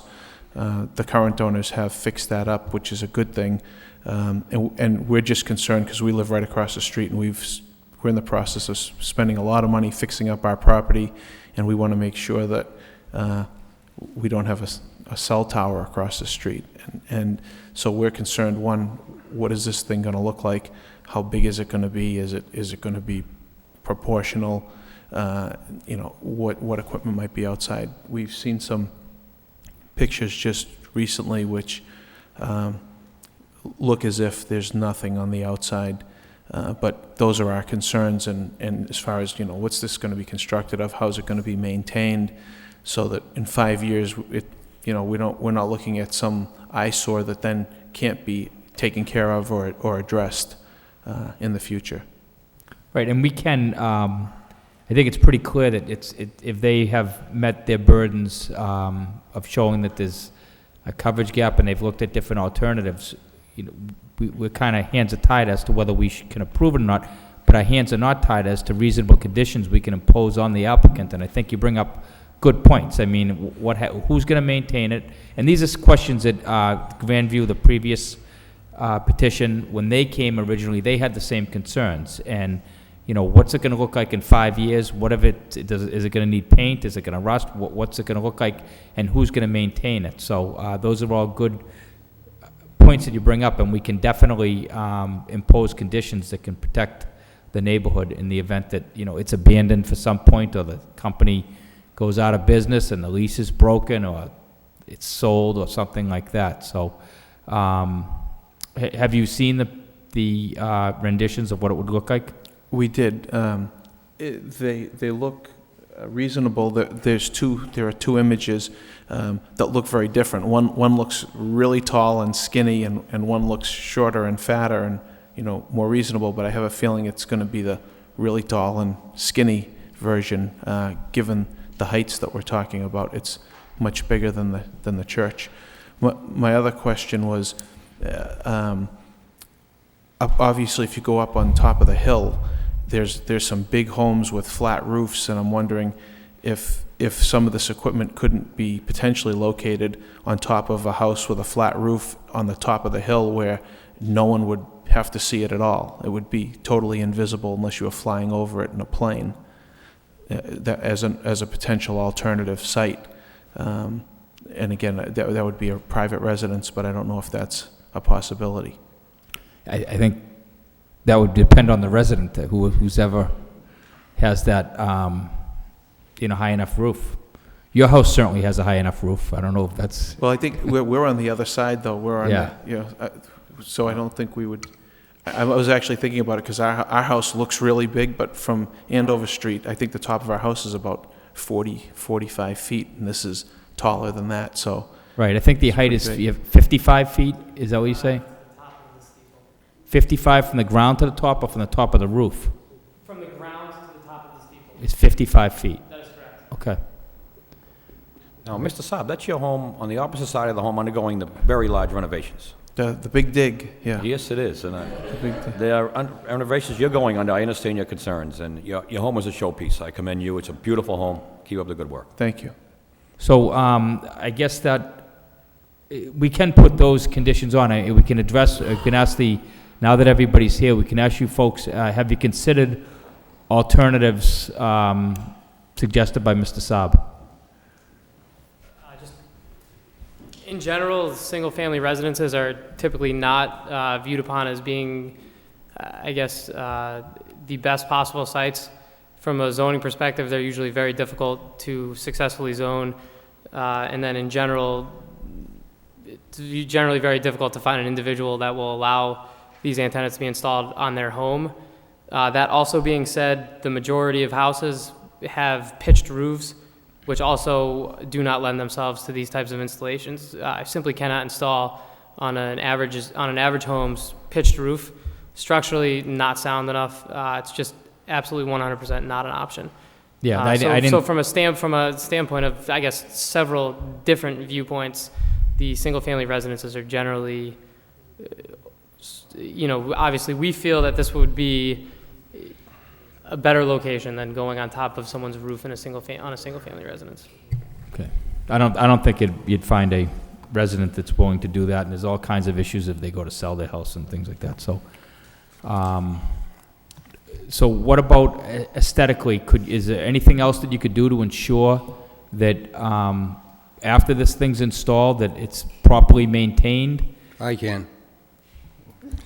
Yeah, I'm sure that the applicant, I can double check, and I'm sure that we can come up with some conditions that are mutually agreeable that will require some form of maintenance, and I'm sure. Okay, so in between now and the 9th, maybe you could talk that over with Mr. Camacho, and I think we probably have a few things we need to discuss. And, you know, maybe address some of the neighbors' concerns. Is there anybody else wishing to speak in opposition? Welcome. Yes, my name is Jeffrey Verzone. I'm a resident of Carriage Drive, which kind of backs up to the church. We've been a resident there since it was new, back in the early 80s. The church, over the years, has been more of an eyesore than a hindrance to the neighborhood. It's gone through 2 or 3 owners, and each time it's gotten worse and gotten worse. It's finally to the point that, yes, it's got better, but if somewhere down the road the church kind of changed hands and this steeple that's been erected all of a sudden is more in disrepair as some of the other parts of the church has been, it would be a great concern of ours. I guess the other thing that was somewhat eliminated with the no need for the variance, the height, it seems to me that a steeple that's 35 foot above the existing height of the church is kind of tall in that neighborhood right there. I mean, it's going to be taller than anything else in the neighborhood. I think they're saying 55 feet. Well, I know, but 30 feet above the top of the church, 35 feet above the top of the church. Right. Bringing it to 55 feet. Another kind of concern would be, okay, if there's a problem with the steeple at some odd hour or a problem with the tower at some odd hour and access has to be made to the tower, how's the access? It's not like it's on the top of a building, so people aren't going to go up through the building to the top. It's going to be from the street or from the parking lot or, from a side street. Again, on the side of the building, the access to the equipment that's outside of the building itself, that's at ground level outside the building. Sure, it's going to be behind a fence, but, I mean, just being behind a fence doesn't kind of guarantee that it's still not going to be a problem. Okay, can you folks address any of those concerns? Just as to the issue of access and being at all odd hours of the night, obviously, in general, when we're accessing the site, it is during normal business hours during the work week. In the event of an emergency, yes, obviously, we do require 24/7 access to all of our sites to manage those emergencies. However, it would be nearly impossible to access the equipment from outside of the steeple. There's an existing parking lot that our technicians would pull into, and they would access the steeple from inside of the church. With a bucket truck, is that what would? No, there's actually access into the steeple from inside the church. Okay. So they would be accessing it completely inside the church. They wouldn't be opening up the steeple in any way, shape, or form. So nothing on the exterior that they would have to? No, again, all the equipment is installed 100% inside. The technicians generally have, if they have to service the antennas, it's once, at the very most, 2 times per month, once the site is up and running. And again, as to the equipment on the outside, the technician will be there during normal business hours, barring an emergency. And will the outside equipment be somehow screened? I think that's something that we would obviously like to submit to the board. It will be fenced in for the purposes of security and then screened using, we're more than willing to work with the board on a mutually amicable solution there, whether it's a specific type of tree that you guys would like to require, but generally we'll screen it with arborvitaes around the perimeter of the fence, so that will also be screened. Okay, so we can start thinking about that for the next meeting. As a condition, yes. Yeah, okay. Anybody else wish to speak in opposition? Yes, my name is Barry Coombs and my wife Georgia Coombs. We live at 15 Carriage Drive. We're actually new to the neighborhood. My concern is about the height of it. That would be looking out my front window, and I'm just kind of curious why the hospital wasn't a selection. Anybody talk about using the hospital that's around the corner? Behind my house is the large hill where the castle is located, so I don't understand. I haven't seen any documents, so I don't know what the coverage map was, whether or not the hospital could be used as a facility. I assume they may have other telco equipment up there. Which hospital? Saints Memorial Medical Center, which is right around, it's down the end going towards the city, and you take a right and it's probably a few hundred yards. Probably down Andover, I guess more of the center of the city? Yes. Yes. It borders the river before going over the bridge. If I recall the building correctly, So you have to, I'm sorry, you have to speak.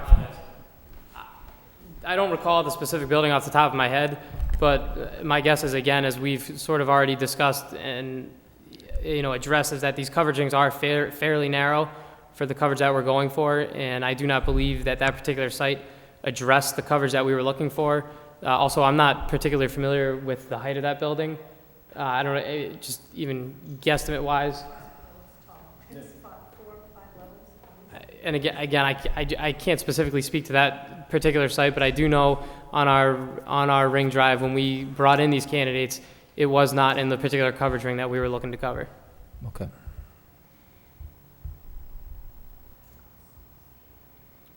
Okay, now, what about the issue with the height? Is there anything that can be done with the, you're talking about 55 feet, is there something that can be done that's 30, 25 feet, 35 feet? I know 25 to 30 feet, it would absolutely hinder the site, completely, essentially useless. We wouldn't build the site if it had to be at 25 to 30 feet. I know that's definitely a fact. I don't know if AJ can speak a little bit more to the wiggle room, but I do believe in his affidavit he attested that this is the minimum height that the facility would need to be built at. I don't know if At AJ, 55 or something like 35, because I think we have seen them at 35. Again, that also depends on the topography of the area, the tree line cover, which Right. again in this area is high.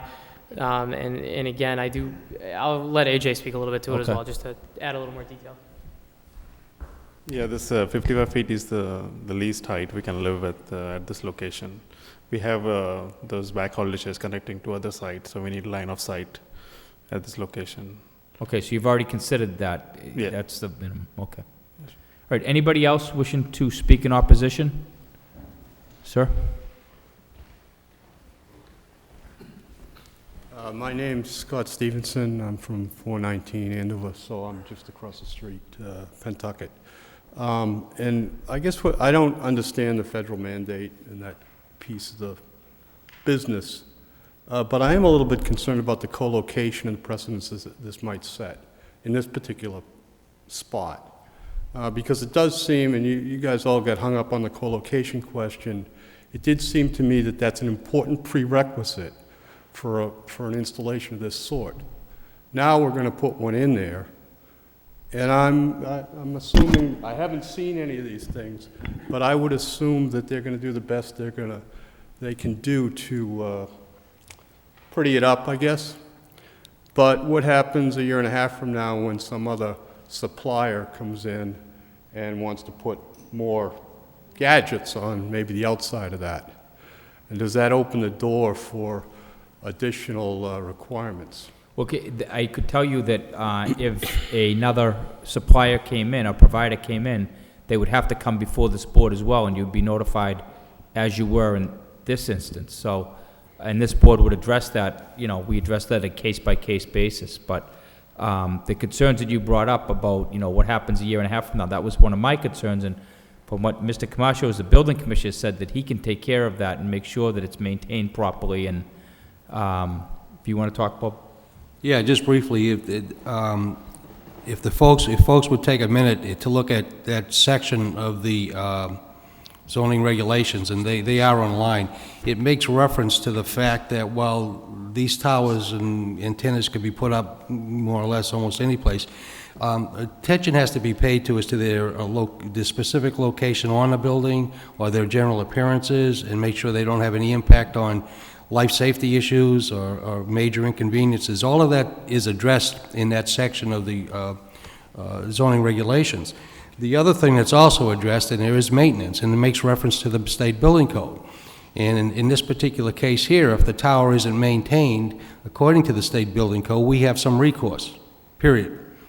And basically, it makes reference to Chapter 103 for openers, which is minimum maintenance. And I think that's what some of the current concerns I was hearing tonight. But that's built into the zoning regulations anyway. And any conditions this board sets forth, that's also, that's part of it as well. So there are things built in to protect your interests that are there. And if you read those, take a second to read those, I think you might see it's actually very interesting. It does set some guidelines. What should I be reading? It would be out of the zoning regulations for the city of Lowell, and it's Chapter 7, and there's a very large section just on telecommunications and antennas. And it does make reference where this board is required to ask the applicant to address all the items that they've been addressing in a way that's satisfactory to the neighborhood, like some of the issues you folks brought here tonight.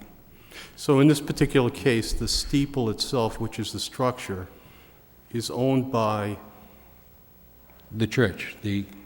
Are they responsible to maintain it? They are. They are. And as the chairman said, if anyone comes back for additional antennas, be it this provider or another provider, they would go through the same process, and they would have to identify where they're located, if any of the equipment's outside the building. And they've already made reference to some equipment, I believe, on the ground as to provisions to disguise it and hide it and make it blend into the area as best possible. And that's basically what the zoning regulations ask these folks to do. So there are some protections in there, and it's actually written pretty well. Okay, the other thing I have is, I'm not sure what onus is upon the Clear Wireless to give you their their plan or their due diligence plan on site selection, because there does seem to be other spots that are outside the normal. This is really a neighborhood. This is not something that is industrial or zoned semi-industrial or anything like that. And I think we've talked about the city of Lowell, but there's the hospital, as somebody else brought up. There's Rogers Street, which is a little bit further down.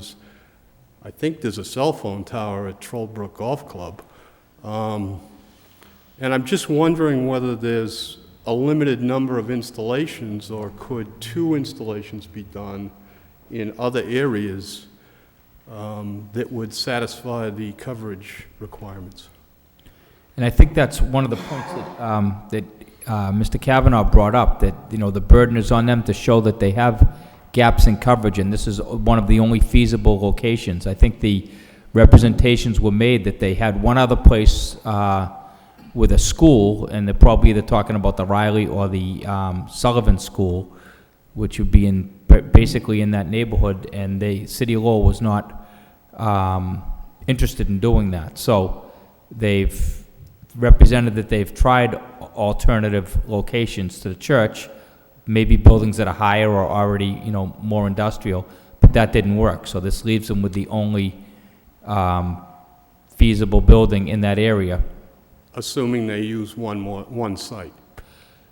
Yeah, I mean, do you guys want to address that? If you can, I think what he's saying is if you used... You get by with 2 sites that are not in that area.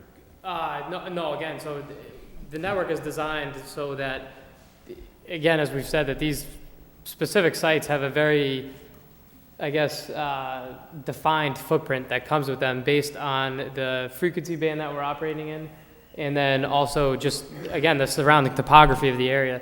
So simply by adding antennas at the same height on a specific tower or an existing facility wouldn't increase the coverage. That coverage would still have essentially the same footprint based on, again, the topography of the area, the height that we're actually installing at.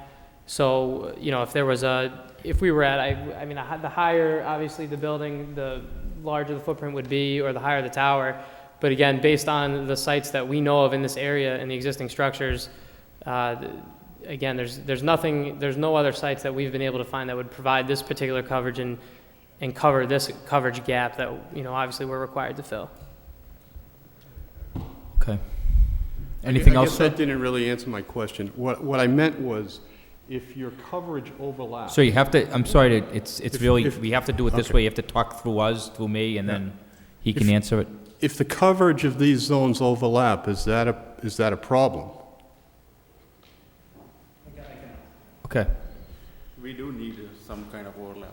Sir, again, I'm sorry to keep interrupting you, but you have to do it in this. I'm sorry. We do need some kind of overlap between our coverages. You do have some overlap? Yeah, we do need some overlap. Okay. So I guess what he's asking is, if you have 2, instead of just doing this one, is it possible, if I'm interpreting what he's asking correctly, if rather than doing 1 at the church, is there somewhere else you can do 2 and grab the same coverage by using 2 rather than just 1, maybe 2 different areas?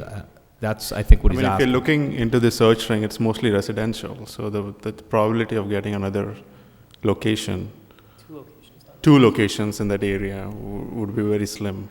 And if you look at the map, there are so many locations in the neighborhood. Those blue dots you see are the neighboring sites in the coverage maps around the proposed facility. I think just to sort of clarify on that overlap, when AJ says that we need some kind of overlap, essentially, as licensed by the FCC, we're required to provide a continuous coverage and fill in these coverage gaps. And so that's essentially what that overlapping is. That's the network coming together and providing continuous coverage. If there was no overlap, then we'd have breaks in coverage, and we'd be here before you again looking to fill in those gaps. So the overlapping is essentially the network working. You might not like the answer, sir, but I think they've answered the question. I guess I still didn't get a quite clear an answer. If we looked at one particular site, it sounds like there were 3 that they thought of, 2 public schools in this church, in this particular area. Those places are, centrally located. if you took a spot down on Rogers Street behind Hannaford's and another one on the Tewksbury line, would that provide coverage? I mean, that's the question, I guess, I don't Okay, quite that's simple enough. Can you answer? I understand, okay.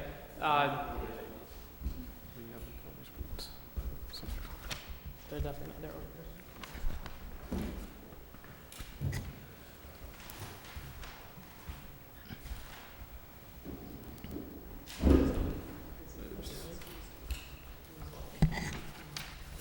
These are all same.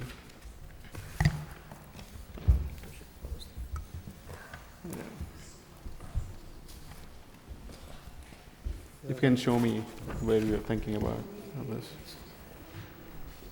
Is it okay if he shows them on the map? Sure. Yes, sir. Sure, you just have to direct everything Yeah, through the board. I'm sorry. I'll show you after. This is where we are currently. This is what we're talking about, and this is the coverage area. Mhm. So this area right here is a heavily industrial area. Mhm. But if you look at the neighboring coverage. We're looking for the surrounding sites? But Yeah. you haven't got, well, let me cut to the See, we have a If you site- put one here Mhm. and one here, does it give you coverage up into here and here? It and also do will this? give coverage here and probably here, because as you see the Lowell, the river is, this is very low ground elevation, so it won't come here, and this part is hilly. And look at this sites, these are our neighboring sites in the area. So if you put somewhere here, it will be too close to the existing site, and we won't be able to provide good reason to putting that site over there. So these are existing sites? No, these are other These are other other proposed sites. that are either have been approved or coming before the board. So that doesn't leave us enough So space. are there no sites over in here? No, not yet. That would be later on in our build plan.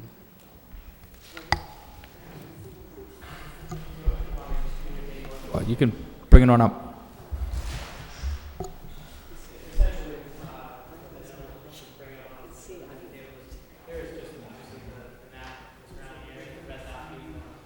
Mm-hmm. And then the blue dots being other proposed locations that are essentially proposed, investigated in these negotiations, having a lease and will be coming from the board, or just various sites that are involved in the design of that. And so essentially, we can go over here, and then over here, but it's black cover, but as you can see, it's kind of very limited footprint. We're going to go over here and who's covering this area. So again, the topography of this particular area is very challenging. Okay. Mr. Chairman? Yes. If I may, this is just, I guess, for future reference, because there was some, the abutters have brought up some interesting points, and one which I were an abutter would have addressed as well. And as a board member, but also being, I apologize for my ignorance when it comes to engineering and telecommunications, and obviously some of the abutters feel the same. Is there anything that this board can do in reference to further petitions? For example, is there more clarity that can be offered to the abutters? And this gentleman here brought up, I think, a valid point. The idea of, you talk in general terms, but are there specific radiuses that a tower covers, so that a layperson can interpret it, so that if you know that there's a 2-mile radius or a 3/4 of a mile radius in one direction towards the northeast, then the abutters can look at it and say, okay, that explains why there's an issue. But several have mentioned Saints Medical Center, which is a building that's, what, 400 or 500 feet high, and it's still on the hill topographically. That's, 4 or 5 story building. I guess as a layperson, I would ask the same question. Wouldn't a tower be more effective there?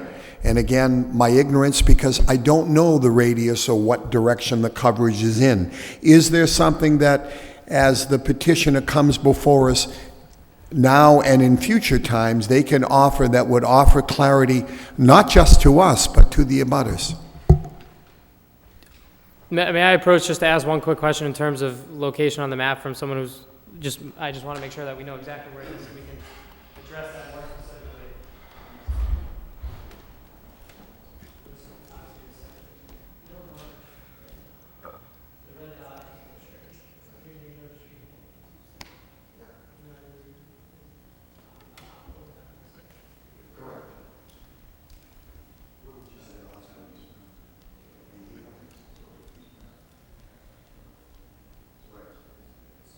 So just for clarification, these blue dots are other sites that have either been leased or in the process of being leased.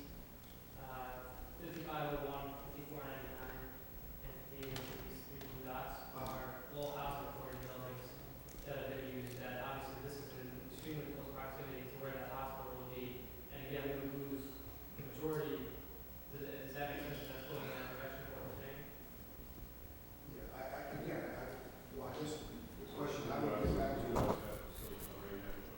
No, blue dots are in the process of no facility in the city have, they were actually not. There's zero coverage. So those are sites that we're trying to negotiate with? These sites have already been leased and complete. Leases have been done on these sites, and those are sites that are in the build plan. So essentially, the location that they're talking about, the medical center, is in very close proximity to existing sites that have already been selected and leased. And again, these are very high, large buildings that we've chosen. Excuse me, I apologize. Do you understand the dilemma for us? With the exception maybe of my fellow board member, Mr. Kavanaugh, with his engineering expertise, understands probably far more than I.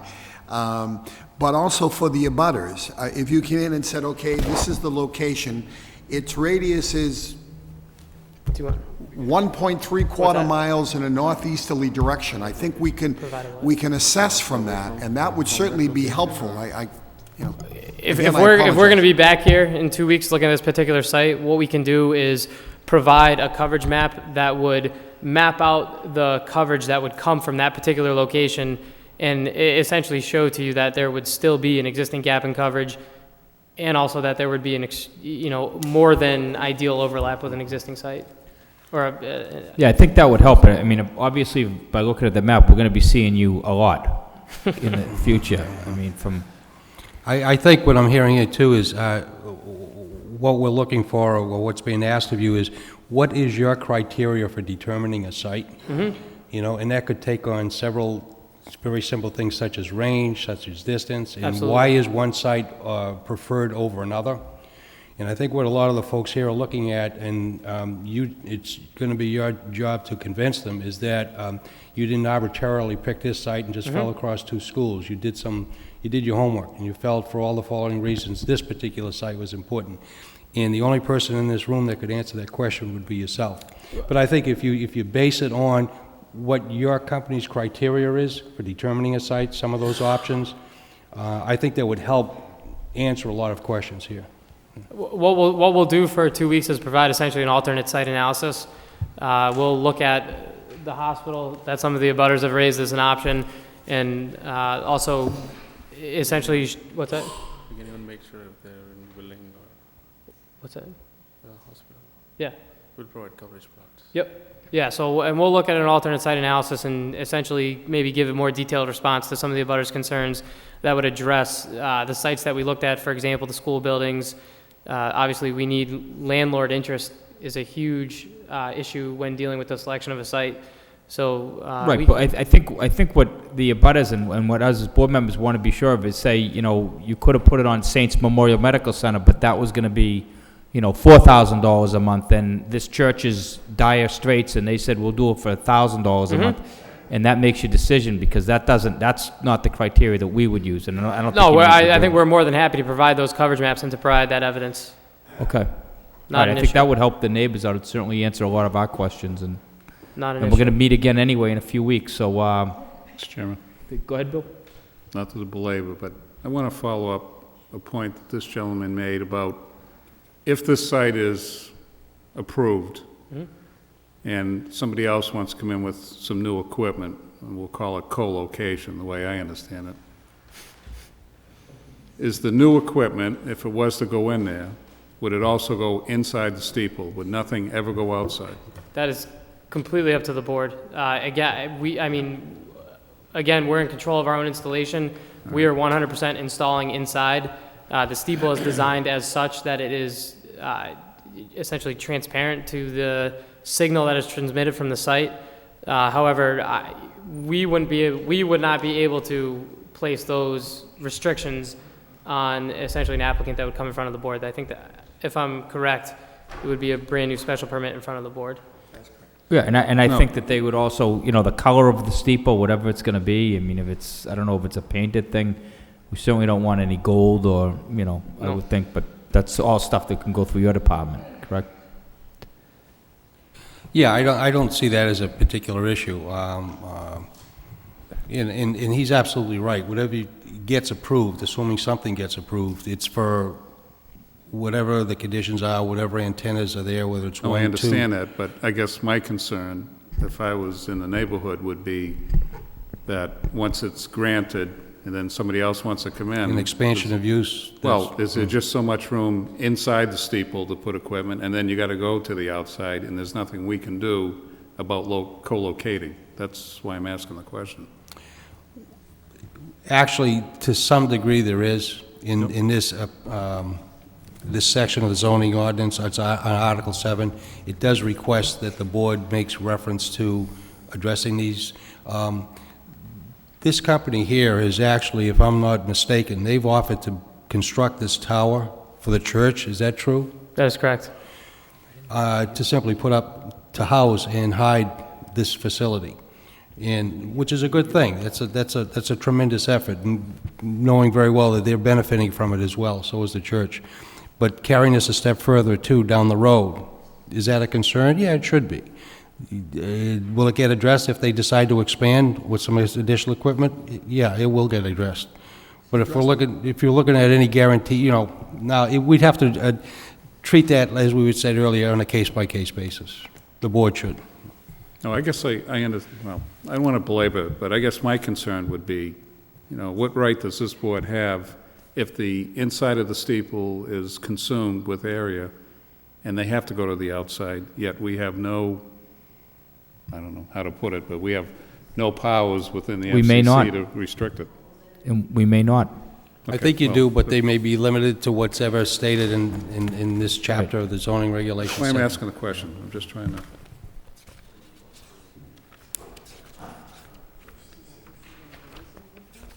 Okay, so, anybody else wish to speak in opposition? I just have a question. So the steeple doesn't exist now, so they have, or someone has approval to build one now? Nope, there's no So we approvals can go as to the of building yet. committee and, No, if it's determined within the next 2 weeks that they don't need a variance, then the owner of the building, the church, can apply to the building department to build the tower, and they don't need a variance. Okay. If that's the case, then they'll do that, and if this special permit is allowed in 2 weeks, then this special permit allows them to install their equipment within that steeple. okay. Okay, thank you. Okay? All right. Ma'am, anybody else? Height requirement on that? You have to just state, Sally Verzone on Carriage Drive. We were just wondering if there was a height requirement on that steeple, well, their request is 55 feet. and that's within the, Well, no, they don't need one. What we're saying is that they may not, and it doesn't appear as though they do need a variance because this is a cell tower. And those things, there are exceptions to the height requirement that if you look at online, if you look at the code in... It's 5.2.7 in the zoning regulations. 5.2.7, you can look at that online, City of Lowell zoning ordinance. You'll see that this looks like it qualifies as something that does not require a variance. But rather than make that determination now, the applicant has That's agreed fine. for 2 weeks, work that out with the zoning officer, come back here, and you're welcome to come back that night and, and do that.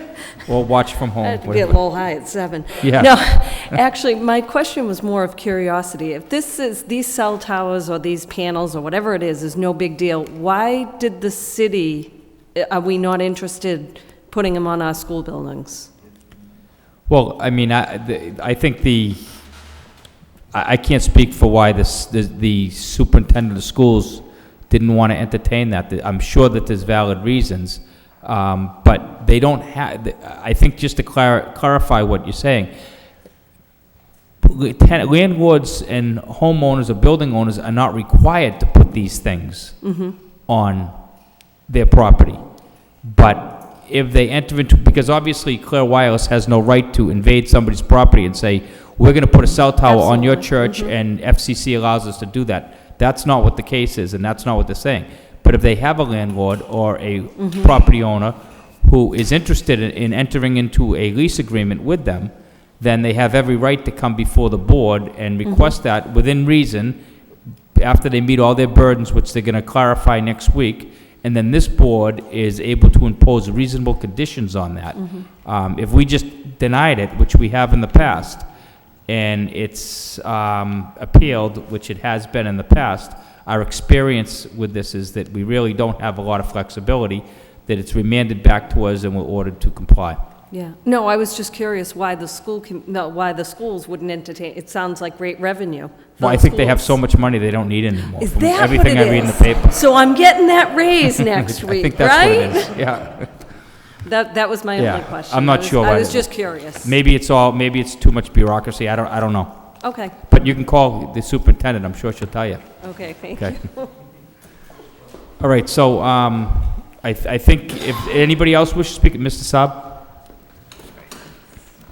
I'm not sure if where this is going, but I think you've asked them, but I wanted to make sure, if they would look at, if this church did not exist, Yeah.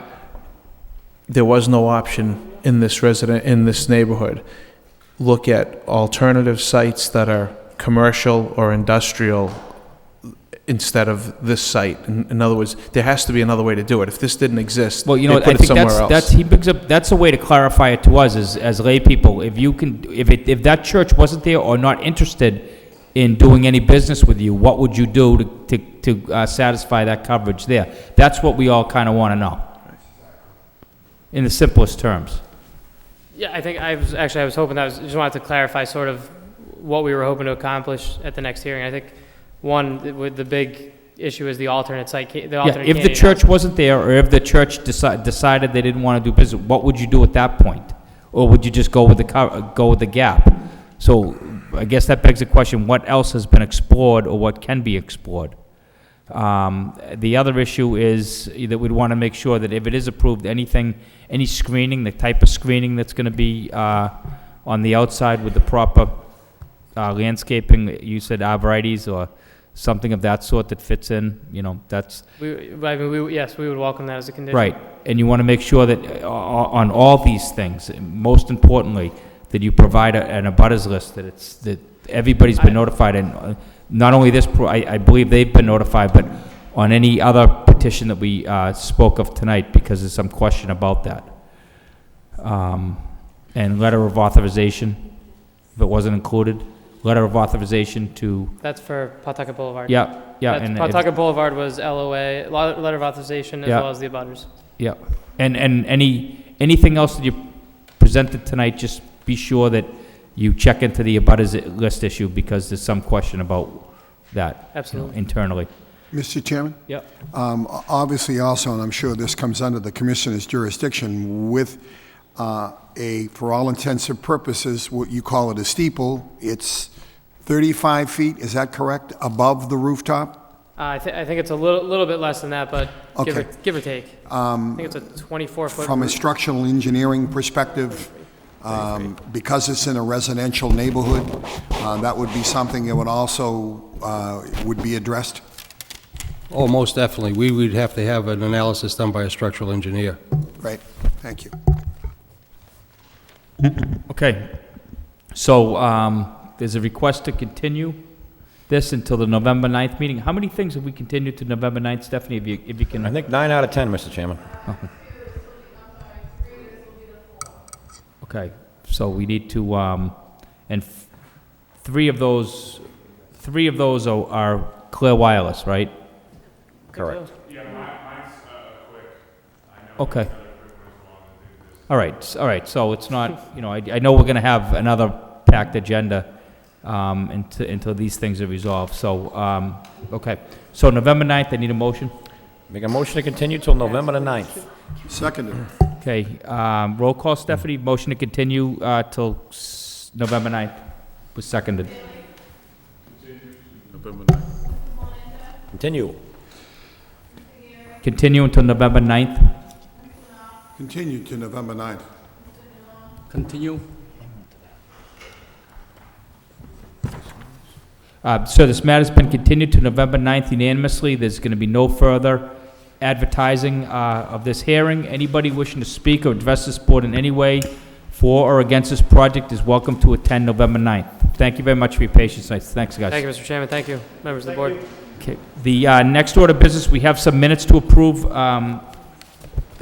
Also, thank you folks from the neighborhood for spending the time here. We did have minutes for several meetings. I have not had an opportunity to review them, so all in favor of continuing that till the next meeting, say aye. Aye. Any Aye. opposed, no. So we're going to continue the approval of the minutes till we get a chance to review them till the next meeting, which is November 9th. I need a motion to adjourn. Motion to adjourn, Mr. Chairman. All in favor, say aye. Aye. Meeting adjourned.